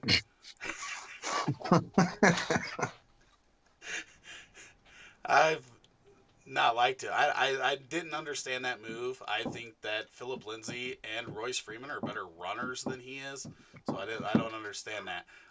Opposite, I think that they could use a receiver. Obviously, the Deshaun Hamilton didn't take Right. in the slot. I think they've got Fant locked down. I think he's good, and then you've got Sutton on the outside there. I like that. Other than that, I think literally, like, I think they could use upgrade at running back. That's not going to happen in this draft. They've got 3 guys in there, and that's going to fill that up. But I think wide receivers definitely a need, and then probably everything on the defense. Rob, how you feeling? I just mean they could probably use guys. Their defense wasn't like horrible, but they could probably use guys at every level of their defense. I don't know. Obviously they're going to get what's his name back, Bradley Chubb. Bradley Chubb, because he was injured last year, and Yep. then Von Miller, as long as he recovers from his COVID. Um, and thoughts out to Von Miller, but I think they could probably use guys at every level, right? Yeah, I mean, defensive line, I could see them getting a couple guys. They wound up getting Jarrell Casey from Tennessee, which could be a big get for them, but he's a little bit older. But they have Shelby Harris and Mike Purcell as their other 2 defensive linemen. So they need help there. They could use some help in the middle of the defensive line. They got Alexander Johnson and Josie Jewell. Josie Jewell is kind of an up and coming backer, but Johnson could be replaced. They got AJ Bouye from Jacksonville basically to replace Chris Harris, who left. And then Kareem Jackson is old at safety, and Bryce Callahan came over from Chicago. I mean, they need help in the secondary for sure, and the defensive line. So I would agree they need something at every level of the defense. And they need stuff on the offense too. I mean, they went and got Graham Glasgow from Detroit, who probably slots in as their center. But they need guard and they need a left tackle because Garrett Bowles basically is a holding call machine. So Sorry, Rob. I didn't mean to. Yeah, he did have a lot of holds. I do remember the stats on that last year. It was crazy. Yeah, from my standpoint, I think if that wide receiver run happens somewhere in that 8 to 13, 14 range ahead of them, those top three guys are gone. I see them going defense, CJ Henderson maybe at that 15 spot in that corner with those traits to contribute right away. But overall, they're going to have to come back, I think, with the wide receiver at some point. Wouldn't be surprised to see them take a running back either later in the draft. You signed Melvin Gordon, but he's heading into his age 29 season. Philip Lindsay, an undrafted running back. Royce Freeman hasn't been that great thus far. So, maybe they look there as well. But definitely I think I think they're going to snag a couple of wide receivers in this draft, even if they don't do it in the first round. Mm-hmm. Another outside receiver outside of Sutton, and then somebody in the slot because Deshaun Hamilton is not it. So I wouldn't be surprised to see two wide receivers and a lot of defense from this team. Yeah. This is another spot where I wouldn't mind a guy like Michael Pittman. Yeah, I would love Michael Pittman. But see, Sutton isn't like the speed guy. They kind of need somebody to take the top off the defense. Do you really think Pittman could be kind of that type of burner? I would think they need somebody just a little bit quicker. See, I don't know that they absolutely need that. I definitely agree that it wouldn't hurt. But I mean, if Ruggs is gone, I would like Rieger here. I mean, I know everybody says Green Bay, but he would be a really good fit for these guys because he can be either or. He can be a good route runner, or he can take the top off the defense. I mean, I would feel better about all my Rager shares because I'm going to get them one way or another. I would feel a lot better about them if they were in Denver than if they were in Green Bay because then I'm going to look at my rosters and have all this Aaron Jones and all this Jalen Rager, and I'm not going to be happy about my Sundays next year. But yeah, I mean, even a guy like Devin Duvernay, later in the draft, I would think could fit in there, and he can do. I think he's going to be able to do a little bit of that moving in and out, and not just be stuck to running straight line, routes. I think that he's going to be able to. I think he's going to be able to freshen that up. Rager is the most over wide receiver in this draft. Yeah, like he scores over 15 points a week. I like Rager. I'm not Rick level love Rager. But that was a comment from YouTube, Mitch Sprague. Okay. Yeah, but I think everything's on the table for them. I do think a couple wide receivers. When it comes to the offensive skill positions, is definitely possible. But then after that, it's probably line and they're kind of like Baltimore though. They just randomly take tight ends whenever they feel like it. So the Jake Butts, the Fumagalis, the Humenhauers and Hockenmillers and Noah Fant, they take all of them. Oh, he was saying that Rager's overrated, the most overrated. You're wrong, Mitch. Thank you for your patronage and goodbye. We talked about me and Mitch have been best friends for 20 years, so I can tell him he's wrong. Well, we talked about, you mentioned one in Rager, a guy with a little bit more speed over like a Pittman, but I think there's going to be some guys that can provide that speed for them. A little bit later in the draft, think guys like John Hightower from Boise State could be a good speed fit if they've already gotten another outside receiver like Pittman type, something like that. I definitely think they have to go big body and speed. One of each would be pretty decent. So, a guy I would love to see go here. I agree with you, Rob, a lot. A guy I would love to see go here is a guy that everybody's down on because of his injuries, but I love Laviska Shenault, and I think he would be great in this spot. like you said, for kind of the big body, the dude is just so talented, and he can beat the press coverage that he's going to be facing. Because they got some good corners in the AFC West.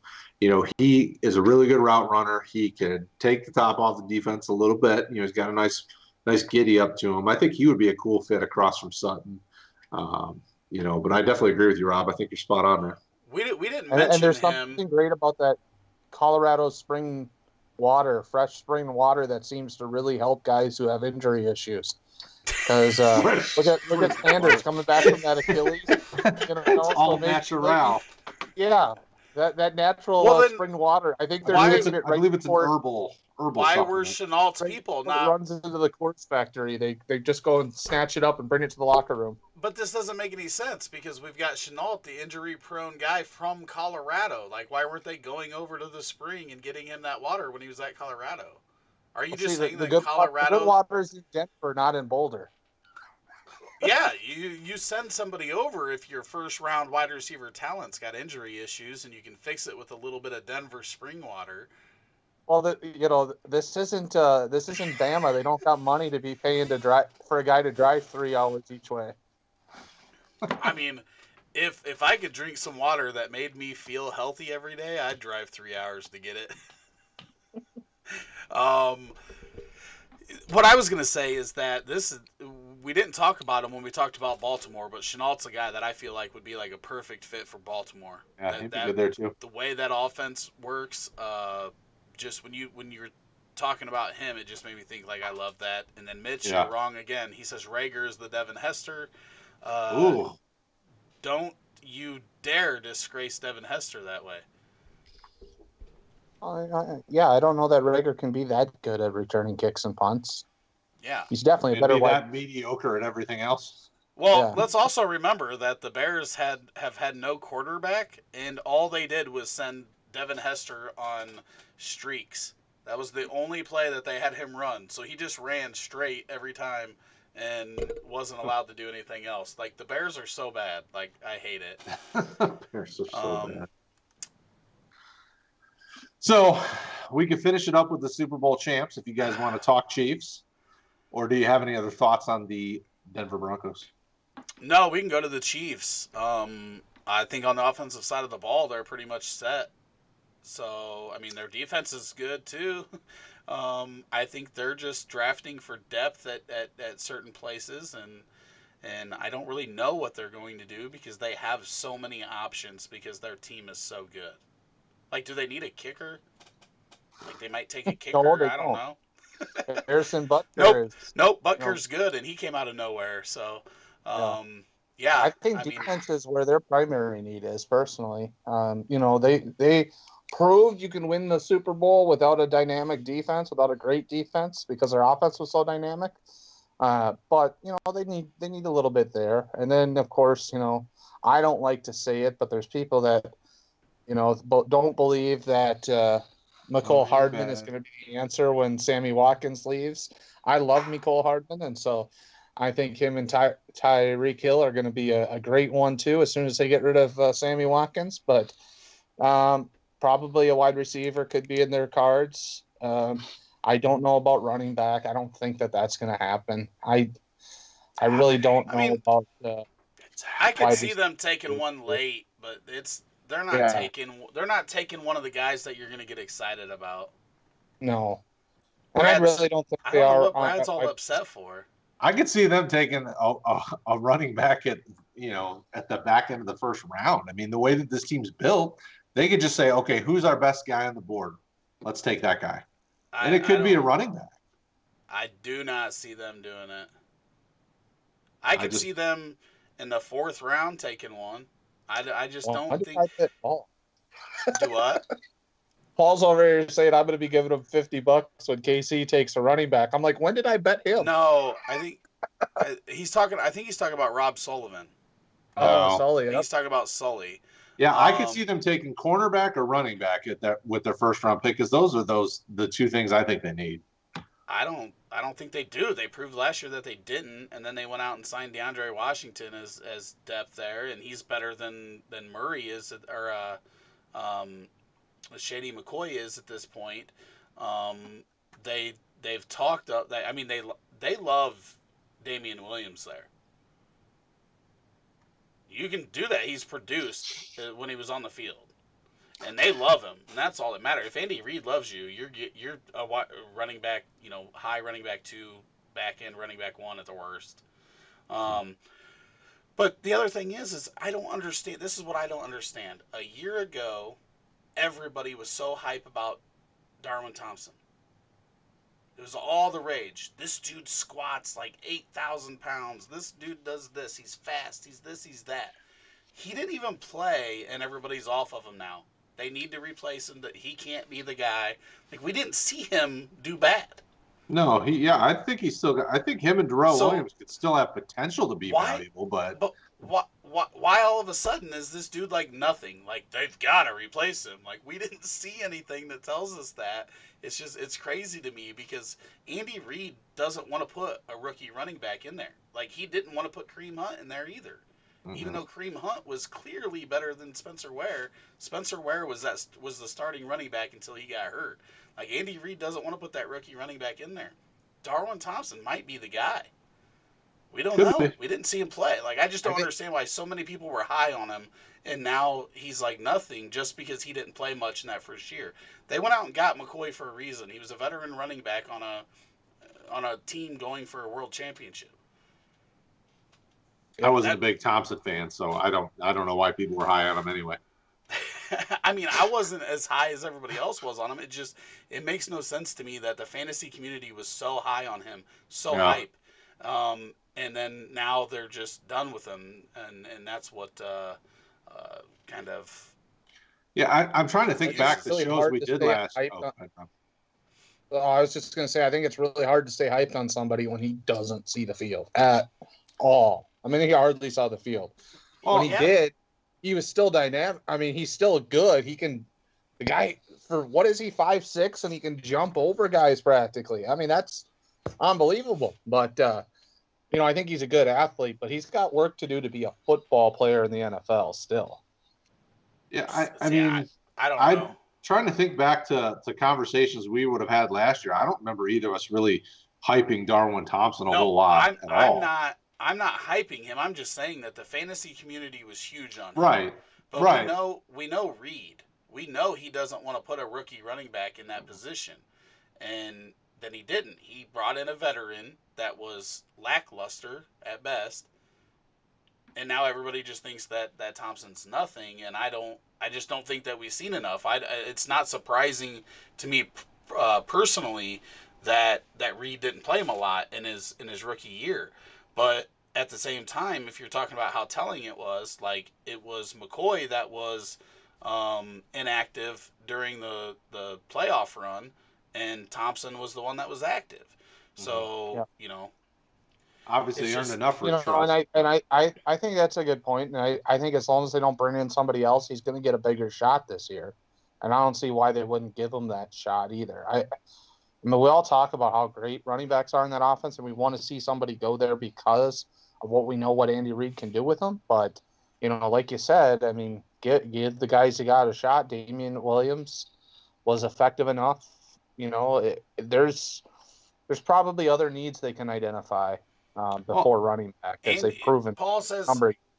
Andy Reid drafted Kareem Hunt and Brian Westbrook. I don't know what this like. We know that, so I don't know what you're well, trying to say. But Kareem Hunt, like he didn't want to start Kareem Hunt. yeah. I mean, the big point that I'm getting across is these guys just came off a championship run, and the where they pick, they can literally just go, you know what? Who's our favorite player on the board? Who's kind of the top ranked guy? If we don't trade out of the pick, let's take him. And I could see that at that point in the draft, a running back being the top piece on the board, and they could draft one. That's kind of where I'm going. I would think running back or cornerback would be the position they go at if they pick at 32. It wouldn't surprise me if they traded back and acquired more picks because they don't have huge glaring needs other than I could see corner, Ew. linebacker. Well, What? Anthony Leone just everything else that was said sounds really good now because he just said I could see them signing Devonta Freeman. To go to Paul's point about drafting Hunt, you've said they didn't want to start Hunt, didn't And he do was a it. third-round pick, not a first-round Right. pick. Yep. Ryan Westbrook, the other guy he mentioned, 46 carries as a rookie with Andy Reid. Yep. He didn't use him either. Where was he drafted? As Where was Brian Westbrook drafted? Westbrook was drafted. I'm not even sure here. I think he was a Third round.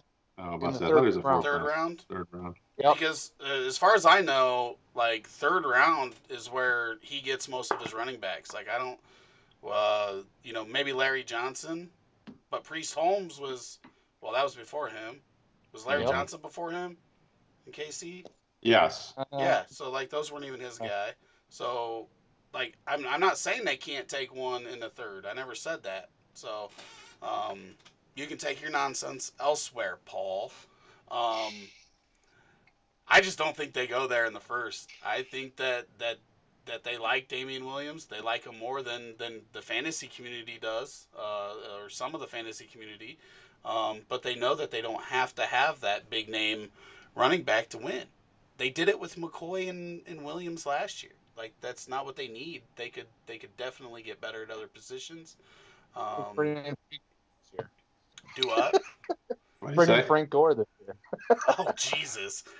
Frank Gore just won't go away. He always ruins somebody. It was. He's 76. Well, Yeah. they let him out of the nursing home with COVID-19 going on, or We'll make sure Rob's not on the show when Frank Gore joins us to talk fantasy football because Rob's going to get I punched out. love Frank Gore. I love Frank Gore, but Well, he's an old man for We can get football. Nikolai on here that loves his pass blocking. That was our discussion when he was in Miami, and I was like, this dude's just ruining fantasy value.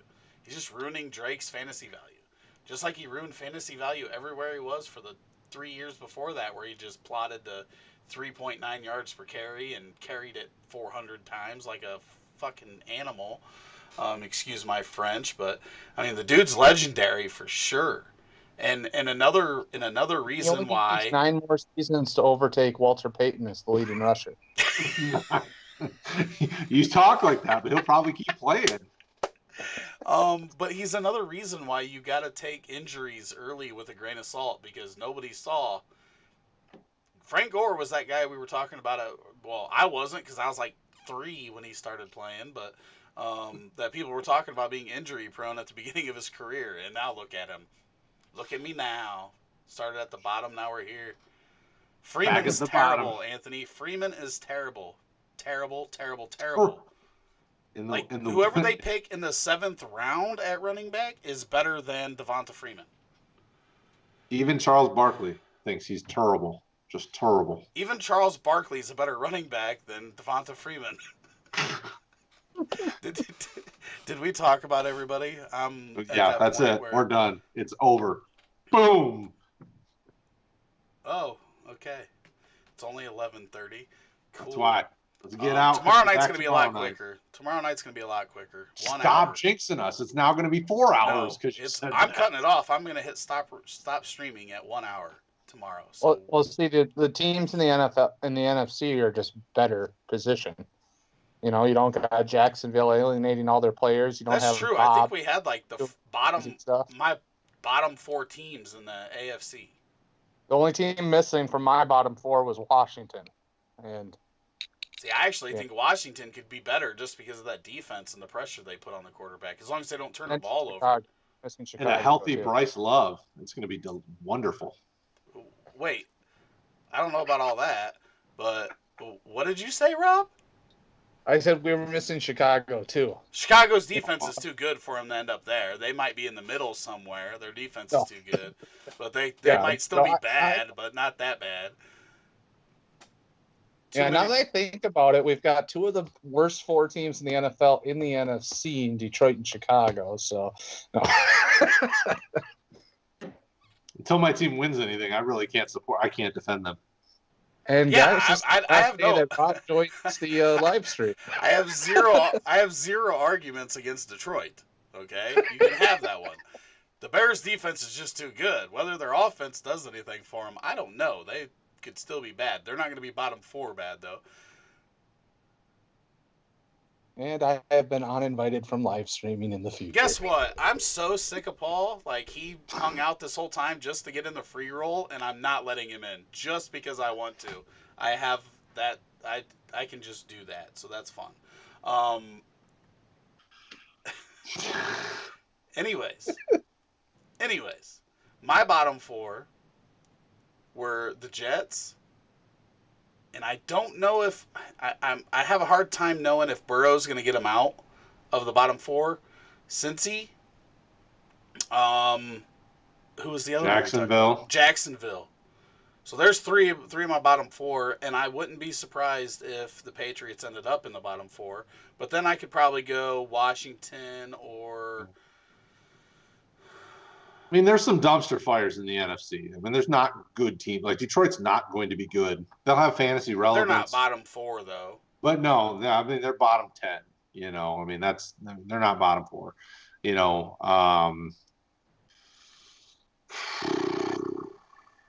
tough. The NFC's got better teams overall, but the Giants aren't going to be great. They're still in the process of rebuilding. They're probably Who bottom knows 10. what that whole division might have a combined 16 wins like last year. Okay, so I actually have 3 NFC teams in my bottom 4. Jacksonville's 32, 31 I have Washington, 30 Carolina, and 29 Detroit. No. Detroit and Carolina are both better than that. They're both better than the Jets, for sure. Well, Carolina's got no defense. That's where my issue is with them. Yeah, but they have a guy that plays wide receiver and running back at the same time. But I think my bottom 7 are pretty interchangeable. Right? I mean, I'm not saying they're going to be great, but I think with McCaffrey and what he can do on offense, they're at least going to score some points. And DJ Moore and better than Kyle Allen. Oh, I mean, their quarterback situation is 1,000 times better than it was a year ago. That was bad. Yeah. Yeah, So. but I mean, I don't like the Lions, but they're better than the 4th worst team in the NFL. And what I think the odds are that Cincinnati's still in there right now. Jaguars, Jets, and Washington, I think, were the bottom 4. I think the over under on Cincinnati and Washington was the same, I think. And then the Jets and the Jags were the bottom 2 in Vegas odds. I only know that because I was watching Pat McAfee's show, and they were talking about it. So I could have those wrong. I could have them mixed up, but I think those were the bottom 4 in that one. But I mean, there's a lot of teams that are like one injury away from being able to sneak into that spot. So I think 8 games was the over under, or 8.5 for the Patriots without Brady and everything, and that's just based on Belichick. Like they're just basically saying Belichick's worth 8 wins or something. Yeah, I've got them at 14 right now, and I wonder if that's too high for the Yeah, box. I mean, I look at that team, and there's nothing that excites me, but then I go, how many times did I think their run was ending, and then they pulled it out, and Belichick made something happen? Yep. Okay, guys, tomorrow, 9 p.m. Eastern, we are going to be talking NFC. Hopefully, we will have no technical difficulties, and we'll be able to get this show over 1 hour, because Thursday night's going to be what? How long is that draft coverage? 3 hours? 3 and a half 3 hours. 3.5. 4 hours. With it being virtual, who knows? Yeah. And then Friday, we've got the 2nd and 3rd round, and then Saturday, rounds 4 through 7. Hopefully they pick really fast for 6 and 7 or something. But I am I don't know. Hit subscribe. Hit the notification bell. We just dropped all of our rankings. We've got 1 QB rookie, super flex rookie, Devy super flex. We might be the only one with Devy super flex rankings. IDP and IDP rookie all dropped today, updated. Um, Remind these guys, I got to stay on their ass to keep them updated. Make sure you keep reminding them that you want that updated rankings. And next week, we will have them updated by Monday morning. And we will have new ADP coming out next week to reflect where these rookies drop. But this week, tomorrow, 9 p.m. Eastern, Thursday, 8 p.m. Eastern, Friday, 7 p.m. Eastern, and Saturday, noon Eastern. We're going to be live here on YouTube all them nights. Come join us.